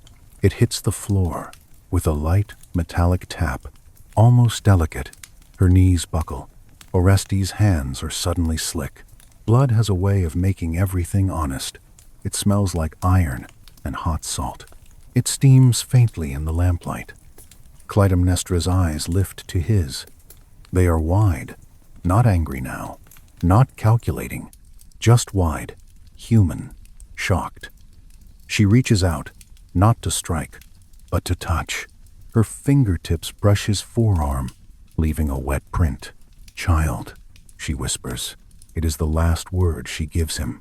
Then she collapses, heavy and final, onto the rugs. The rugs drink her. The room holds her. Orestes stands over her body. His breath comes in ragged pulls. He feels as if his ribs are too tight, as if his lungs cannot expand enough. He waits for relief. It does not arrive. Electra stares. Her face is pale. Her eyes are bright. She has wanted this for so long that now she doesn't know what to do with the wanting. For a moment, there is only the crackle of lamp wicks, a soft hiss, a tiny popping as oil feeds flame. Then, something changes. The air thickens, not with smoke, but with presence. Orestes feels it on his skin first, like a sudden cold sweat.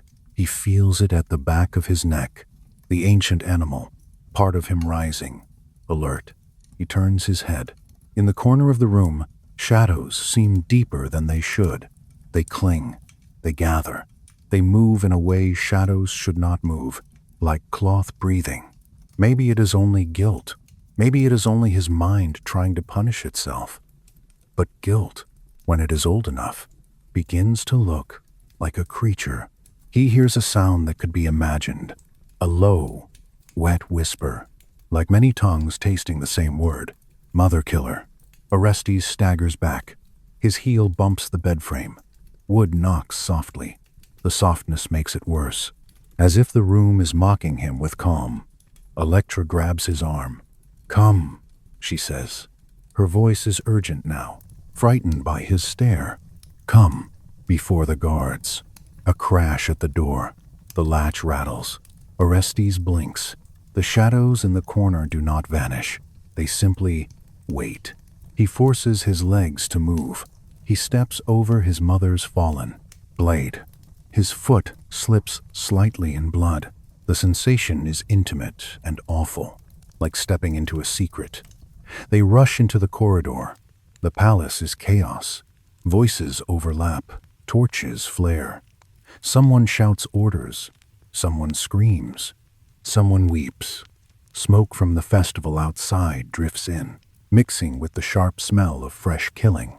Orestes runs, sword still in hand, and the blade feels wrong now, like an extension of a crime. His arm aches. His stomach churns. Guards appear at the far end of the hall. For a heartbeat they hesitate, seeing the king's son, seeing the blood on him, trying to decide if loyalty is a law or a habit. Electra doesn't hesitate. She spits a name like a spell. Aegisthus is dead. The guards flinch. Confusion ripples through them. Orestes and Electra slip past, into a side passage only servants use. It smells of damp stone and old food, of ash swept into corners. The floor is uneven. Their footsteps slap and stumble. Orestes feels every jolt travel up his bones. Behind them, the palace roars. They reach an outer door. Electra shoulders it open. Cold air hits them like a slap. Outside, the afternoon is bright, cruelly bright, and the sun makes the blood on Orestes' hands look almost black. They run into the city. People turn, mouths open. Some cry out. Some step back as if the curse has a smell they can catch on the wind. Orestes keeps moving. He cannot stop. If he stops, he will feel. They pass narrow streets where laundry hangs like pale ghosts between houses. They pass a shrine where someone has left flowers, and the flowers look ridiculous and tender. They pass dogs gnawing at scraps, unconcerned with kings and queens. At the edge of the city, they find a small olive grove. Trees twist upward, leave silver in the sun. The ground is dusty.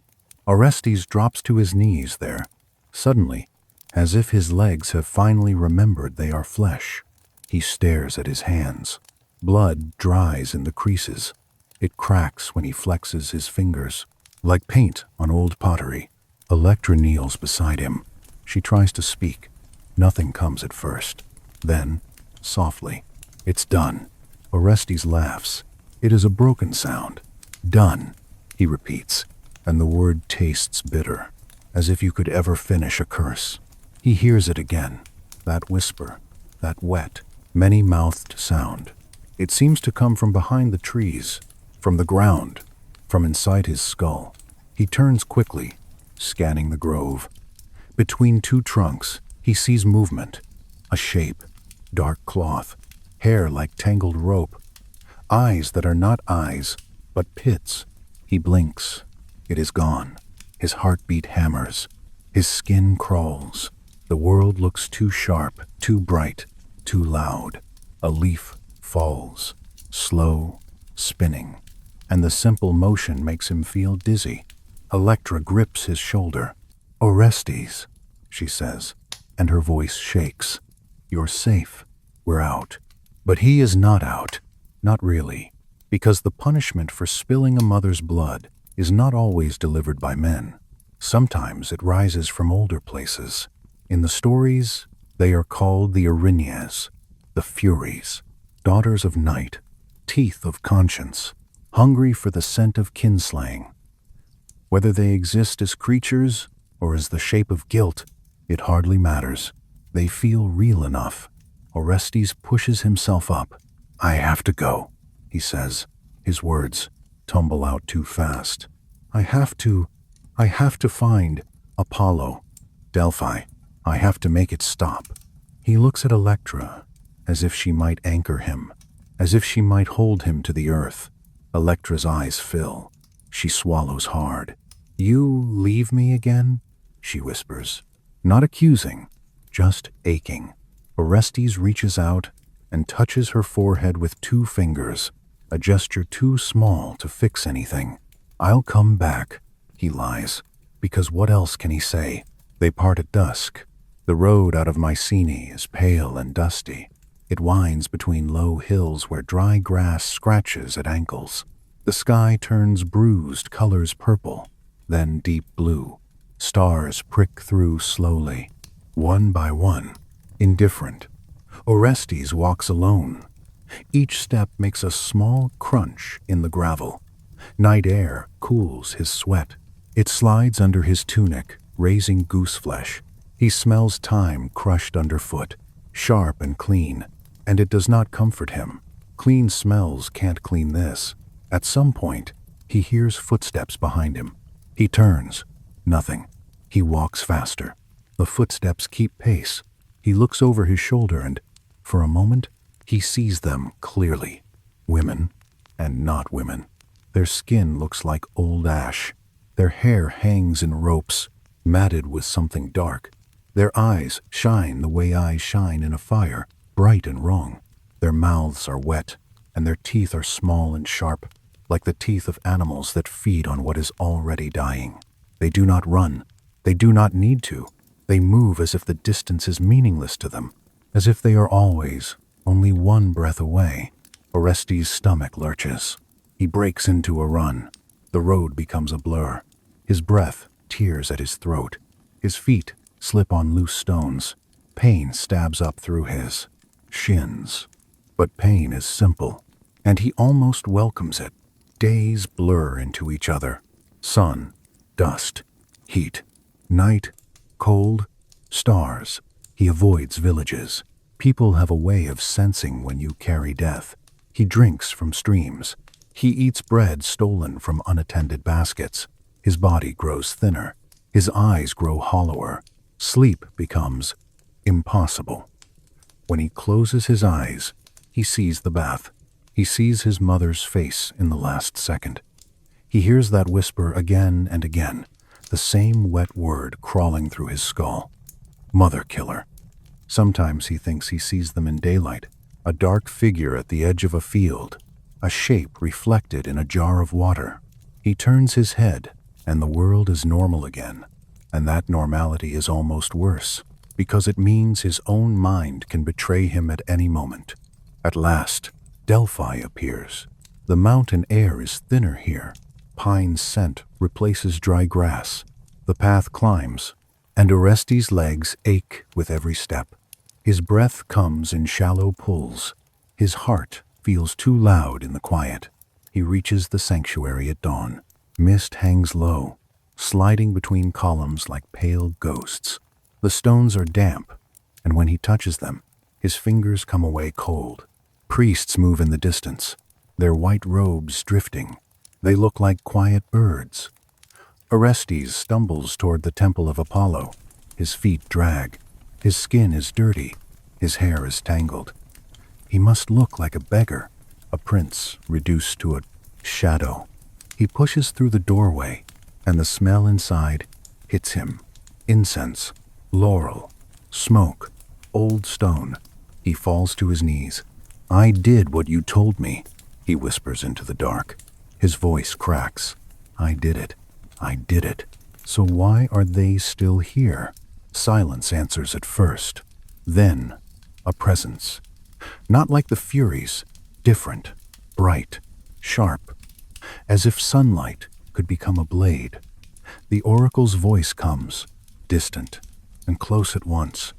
Not a woman's voice now, but something layered through her, something that does not need lungs. "Go," it says. "Go to Athens. Let another judgment fall. Let the old hunger be given a new law." Orestes lifts his head. His eyes sting with tears he did not plan. "I can't outrun them," he whispers. "You cannot," the voice agrees, calm and merciless. "You can only walk toward what waits." Outside the temple, Orestes hears the hiss again. The Furies have followed him even here. They pace at the edge of the sacred, snarling softly, as if the smell of Apollo burns their tongues but does not stop their hunger. Orestes stands, shaking. He leaves Delphi the way a man leaves a dream unsteady, not sure which world is real, and he walks toward Athens, toward a trial that has not yet begun, while the night behind him keeps its teeth bared. Night keeps its distance on the road to Athens, but only in the way a wolf keeps its distance from a wounded deer, close enough to smell you, far enough to enjoy the chase. Orestes walks beneath a sky that feels scraped clean. Stars hang like cold pins. The moon is thin, a pale sliver that makes the stones shine as if they've been washed in milk. When his sandal scuffs the gravel, the sound is sharp in the quiet, a small betrayal of his hiding place. Sometimes he holds his breath just to hear what happens when he does, and the answer is always the same. The world does not go silent. It fills itself with tiny noises, leaves rubbing together, a far owl, the faint crack of cooling earth. And beneath all of that, there is the other sound, the one he cannot convince himself is only in his head. A soft scraping, like nails over stone, a wet whisper that tastes like rust, a breath that is not his, arriving at the back of his neck. He tries to keep his thoughts orderly. Step, breath, step, breath. But thoughts do what they do in the dark. They slip out of line. They drift backward. He sees his mother again, not the queen with the blade, not the woman who argued like a storm. He sees her in the simplest memory, the tilt of her head when she listened to him recite a story as a boy, the way her fingers move through his hair, slow, absent-minded, as if love could be something you did without thinking. Then the memory breaks. and becomes her eyes on the rug, wide and shocked. As blood warmed the floor, his stomach tightens. He presses his palm against his own chest, feeling the ribs lift and fall. You know that strange feeling, don't you? When your body is doing something ordinary, breathing, walking, and your mind is screaming that nothing is ordinary anymore. As if you are two people sharing one skin. A stream crosses the road. Water runs over stones with a small, persistent sound. Orestes kneels to drink. The water is cold enough to sting his teeth. He cups it in his hands and brings it to his mouth. And for a moment, the world becomes simple again. Cold water, dry throat, the ache of hunger, the smell of damp moss. Then he sees them in the surface, not reflections of his own face, but shapes behind him, darker than the night. Women, and not women. Hair hanging like tangled roots, eyes like coals pressed into ash. They hover in the trembling water image, as if water is the only mirror honest enough to show them. Orestes jerks back. Water spills down his wrists. He scrambles to his feet, heart striking hard, and the stream keeps flowing as if it hasn't noticed his terror. He walks faster. Dawn comes, but it doesn't save him. It only changes the color of fear. Sunlight turns the hills gold. Birds lift into the air like little sparks. Shepherds appear on ridges, silhouettes with staffs, and their dogs trot beside them. People exist again. Ordinary people. Men with dirt under their nails. Women with baskets. Children running, laughing, chasing each other with sticks. Orestes keeps his head lowered. He pulls his cloak tighter, not because it is cold, but because he feels exposed. He feels like the curse is written on his skin in ink only the gods can read. A farmer offers him a piece of bread once, just a casual kindness, held out without suspicion. Orestes hesitates, then takes it. The bread is coarse, gritty with bran. He chews slowly, tasting the small sweetness of grain. He wants to cry, honestly, at how normal it is, how a human hand can still offer food to another human hand. Even when the world has become a courtroom of invisible judges, he keeps walking. When Athens finally rises in the distance, it looks almost gentle. White stone catching the sun, walls and temples, smoke from hearths. A city that hums with life, the kind of hum that makes you believe laws matter. But as he approaches the gates, the air changes. Not colder, not hotter, just thicker, as if the stones here remember every oath ever spoken. He passes under the archway with a small group of travelers. No one stops him. No one recognizes the thin, dust-streaked man with haunted eyes as a king's son. He feels a brief, bitter relief. Inside, the city is busy. Markets shout, metal rings, horses snort, olive oil and fish and sweat mingle in a dense, living smell. The sound is almost too much for him. After the road's emptiness, it presses in on his ears and makes his head swim. He moves as if underwater, watching faces. He wonders how many of these people have blood in their stories, how many have done something unforgivable and still bought fruit, still laughed, still slept. He finds his way to a shrine. Not Apollo's shining house this time, but Athena's presence, quieter, sharper, the goddess of cities, of minds that choose. The steps are worn by centuries of feet. Stone under his hands feels smooth, cool in shadow. He climbs slowly, each step a small act of faith, or desperation. Sometimes it's hard to tell the difference. At the entrance, the air smells of old offerings, smoke, honey, fading flowers. A priest looks up, his eyes narrow, not in suspicion exactly, but in recognition of a certain kind of misery. People who work near altars learn to read faces. Orestes opens his mouth, and the truth falls out. Not elegant, not heroic, just raw. "I killed my mother," he says, and his voice shakes on the last word. The priest does not flinch. That's the strange part. He simply nods, as if he has been expecting this sentence all his life. "Then you have come to the right place," he replies. They lead Orestes to a basin.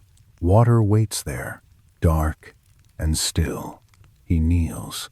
The priest pours water over his hands. It runs red at first, not because the blood is fresh, but because it has stained him in ways water can't fully reach. The water chills his skin. It beads on his knuckles. It slips into the cracks of dried blood, loosening it. Orestes scrubs. His fingers scrape. He rubs until his skin burns. He watches the water swirl, the color thinning from rust to pink to clear. The priest offers a branch of laurel. Orestes holds it between his palms, and the leaves are cool, faintly scented, a clean green smell that makes his chest ache. The priest murmurs words, prayers, or formulas, or simply the old language of humans begging the divine for mercy. Orestes listens and tries to feel forgiven. He doesn't. When night falls, he is given a place to rest inside the sacred precinct. A small room, a thin blanket, a lamp with a low flame that breathes gently, throwing shadows that sway against the walls. Orestes lies down. His body is exhausted, heavy as wet cloth, but his mind is wired, bright with dread. He closes his eyes, and the room dissolves. He is back in Mycenae, back in the corridor, back in the warm room where his mother fell. He opens his eyes again here, Athens, and the lamp flame is steady, yet the shadows in the corners feel crowded, as if something sits just beyond the reach of light. He hears the whisper again, closer, more impatient. He sits up, breath shallow, and there, in the doorway of the little room, he sees them, not as a flicker in water, not as a hint in the periphery, as bodies. They crouch low, like predators. Their skin looks like soot. Their hair is matted, heavy, damp, as if with night itself. Their mouths hang slightly open, and the air around them smells faintly of decay, of old blood left too long on stone. Orestes cannot speak. His throat locks. One of them smiles. It is not a human smile. It shows too many small teeth. Another tilts her head, listening to his heartbeat. He can see her nostrils flare, tasting him like scent. They do not cross the threshold. The sacred space burns them. You can almost sense it. But their eyes promise patience. The kind of patience that outlives mortal lungs. Orestes whispers, Athena. The name is thin, barely sound. Outside, the city sleeps. Dogs bark occasionally. A drunk laughs somewhere in an alley, then quiets. Life continues, indifferent. Inside the shrine, Orestes stares at the doorway until his eyes sting. He does not sleep. When dawn finally arrives, the priest finds him sitting upright, hands clenched, face pale. The priest does not ask if he saw them. He knows. Everyone who steps into the path of the Erinyes learns the same lesson. They are not hunted by distance. They are hunted by law. The priest says, "Today you will stand before the Areopagus." He says it like a sentence and like a doorway. Athena herself will judge. Orestes stands. His knees wobble. He steadies himself by touching the wall, feeling stone under his fingertips, cool and reliable. For a moment, that touch is the only thing keeping him from falling apart. He follows the priest out into the morning. Athens wakes around them. Sunlight spills into streets. Vendors lift shutters. Women sweep dust from thresholds. A child chases a rolling hoop. The ordinary world keeps moving, and Orestes walks through it like a ghost wearing a human shape. Up ahead, the hill of Ares waits. The Areopagus, a place where arguments become blades, where blood can be weighed in words, where the city pretends it can do what the gods often refuse to do, decide the right thing. Orestes climbs the stone steps. His breath hitches with the effort, not because the climb is hard, but because he feels the moment tightening around him. As if the air is pulling itself into a knot, he reaches the top. He sees the seats carved into rock. He sees men gathering, faces solemn, eyes sharp. He sees, at the edge, a space that feels empty and full at once, as if someone unseen is already standing there. And he feels, behind him, the cold hunger arrive, the Furies, waiting. The trial has not begun, but Orestes knows something deep and simple. Whatever happens here, he will not leave unchanged. He swallows once, tasting dust and copper, and tries to remember what it felt like to be innocent, as if innocence were a room he could step back into. The hill of Ares holds its breath.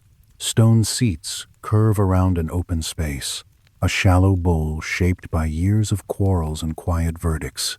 Men of Athens settle in, cloaks drawn close, palms on knees, eyes bright with that careful kind of attention. They do not look like executioners. They look like neighbors deciding where a fence should go. That, somehow, is what makes Orestes' mouth go dry. He stands where the accused stands. Rock under his sandals is already warm from morning sun.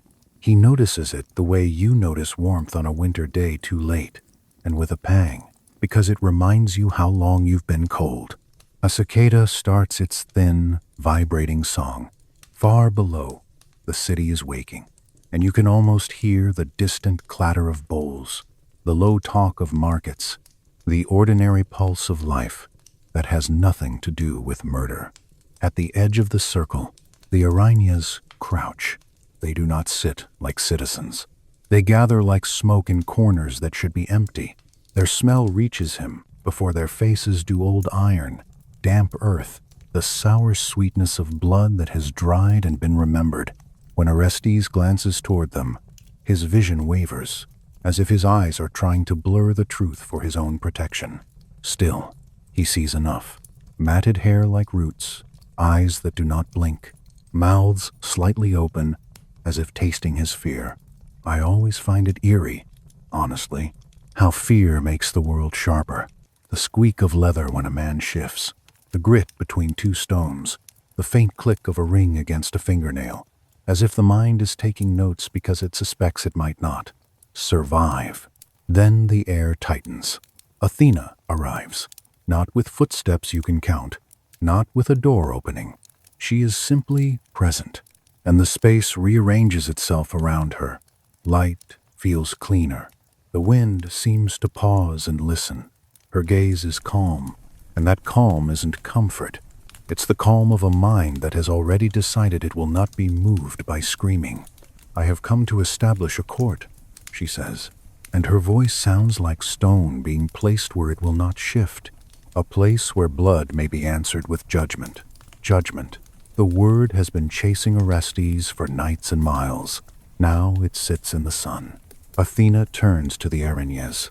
You claim him, she says. Speak.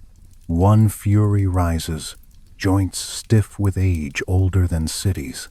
Her voice is low and thick, like something pulled from mud. He killed the one who bore him, she says. A mother's blood calls out. We answer. If this goes unpunished, every home becomes a place where children learn to lift knives. Her sisters make a humming sound, almost pleased. Orestes feels it in his teeth. Athena's eyes shift to him. Do you deny it? Orestes swallows. His tongue feels too big. I do not deny it, he says. I did it. No one gasps. No one rushes him. The men simply watch, as if truth is a weight they need to measure with their own hands. Why? Athena asks. Orestes' voice breaks on the edge of the memory. She killed my father, he says. Agamemnon. She trapped him in his bath and cut him down. He pauses, the pause trembling. And Apollo commanded me. He said I must do it or be destroyed. At the name Apollo, sunlight seems to sharpen. A presence like bright metal joins the circle. Apollo speaks as if the words cannot rust. I gave the command, he says. This man obeyed a god. The Erinyes hiss, and the sound is like hot oil on stone. Apollo turns toward them. You pursue the child, he says, yet you did not pursue the wife who murdered her husband in his own house. The Fury answers quickly, like a bite. He was not her blood, she says. We do not hunt that crime. We hunt this one. A child who kills a parent breaks the oldest bond, so it comes down to a definition. Blood, not blood. A line in the sand that decides whether you live. Athena lifts a hand, and even the Erinyes quiet, as if the gesture itself has gravity. The citizens will vote, she says. Let the case be weighed by minds, not only by hunger. Stone ballots are brought. 2 urns wait. The act is simple, almost tender in its simplicity. One by one, the men stand, walk forward, and drop their stones. Click, click, click. Each small sound lands inside Orestes' chest like a hammer. You know that waiting, don't you? That moment where you can't do anything anymore, where your whole life is balanced on a decision that is not yours. Breath becomes something you have to remember how to do. At last, the stones are counted. Athena looks down. Her face does not change. The votes are equal, she says. Equal. Orestes' mind stalls. A tie means the old law can still reach him. A tie means the Erinyes can still open their mouths and swallow him whole. In such a case, Athena continues, I add my vote. Her voice softens the way fire softens wax. I vote for acquittal. For a heartbeat. Orestes does not understand language. Then his knees loosen. His hands go numb. A sound escapes him, half laugh, half sob, and his eyes fill before he can stop them. Not joy, exactly. More like the body releasing a knot it has clenched for too long. The Erinyes scream. It is not a human scream. It is a sound like earth splitting, like roots tearing free. They surge, shaking with rage, and the men recoil, as if a sudden shadow has covered the sun. They spit curses at Athena, promises of famine and sickness, threats to turn their hunger on the city. Orestes freezes, relief turning to terror. Freedom is a door that can slam shut. Athena does not step back. She does not strike. She speaks as if she is speaking to the oldest part of the world. I will not dishonor you, she says. You are ancient. You are necessary. But your work can become a blessing, not a plague. The Erinyes snarl. We are hunters, they say. We are vengeance, and you will be honored. Athena replies, steady as stone. Stay in my city. Receive offerings. Receive a home beneath the earth. Be guardians of right order. She pauses, letting the pause settle on them like a hand. The people will call you the kindly ones, Eumenides. The word is soft. It doesn't erase their darkness. It wraps it. It gives it a place. For a long moment, nothing moves. The Erinyes breathe, heavy. Their eyes remain black, but the hunger in them shifts, redirected like a river, given a new channel. We will stay, they finally say, and we will be honored. Athena inclines her head. Athens will honor you, she answers, and you will bless it. The air loosens. The men breathe again. The sunlight returns to being only sunlight. Orestes stands trembling at the center, as if he has survived a storm by becoming very small. The kindly ones look at him one last time. Their gaze is still ancient, still terrible, but it is not for him now. When they turn away, it feels like a chain sliding off his neck with a long, reluctant scrape. Orestes exhales. It comes out ragged. He wipes his face with the back of his wrist and tastes salt. He is acquitted, not innocent. He will never be innocent again, but the hunt has ended. Go, Athena tells him. Return to your land. Remember, the cycle ends when a mind chooses law over blood. He bows until his forehead nearly touches the rock. Then he walks down the hill. Each step feels unfamiliar, like he is borrowing someone else's legs. The city noise rises, vendors calling, feet on stone. the low argument of buyers and sellers, laughter somewhere bright. It washes over him, and instead of drowning him, it holds him up. Ordinary life. Still here. As evening comes, he pauses beside a doorway and watches a household prepare supper.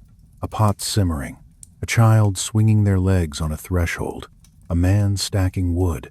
The simplest scene, and it strikes him like a prayer. This is what all the killing was supposed to protect. Not glory, not pride, just the right to keep stirring a pot without fear that vengeance will kick the door in. He keeps watching until the first stars appear.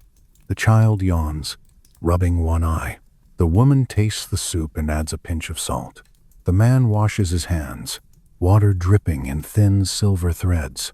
Nothing in their movements is heroic. That's the point. Their small motions stitch the world back together. Orestes feels the ache in his shoulders, the dust in his cloak, the tightness in his jaw from hours of holding himself rigid. His body is still trying to listen for claws on stone. Even when danger turns away, nerves keep rehearsing disaster.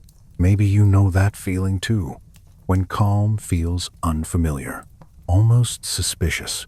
He walks to the shadow of a column and leans his back against it. The marble is cool against his spine.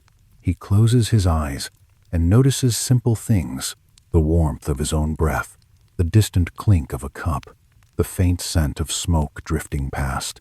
Memories rise again. His father's face, stern and tired. His mother's laughter, sharp as glass. The moment the knife went in, and the moment after, when the world tilted. He doesn't push them away. He lets them pass, like clouds.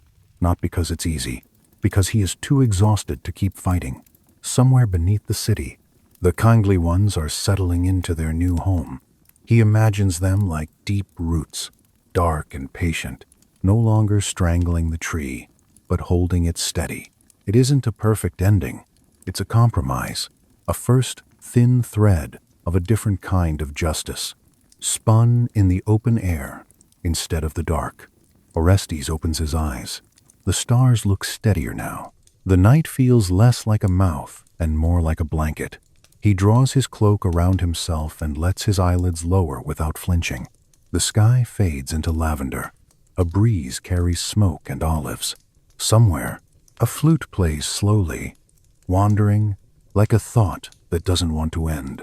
If your eyes are heavy now, let Athens drift away. Let the stone hill become distant. Let the ancient voices turn into a hush. Breathe in, slow. Breathe out, slower. You are safe in the dark, and the dark is safe around you. Good night.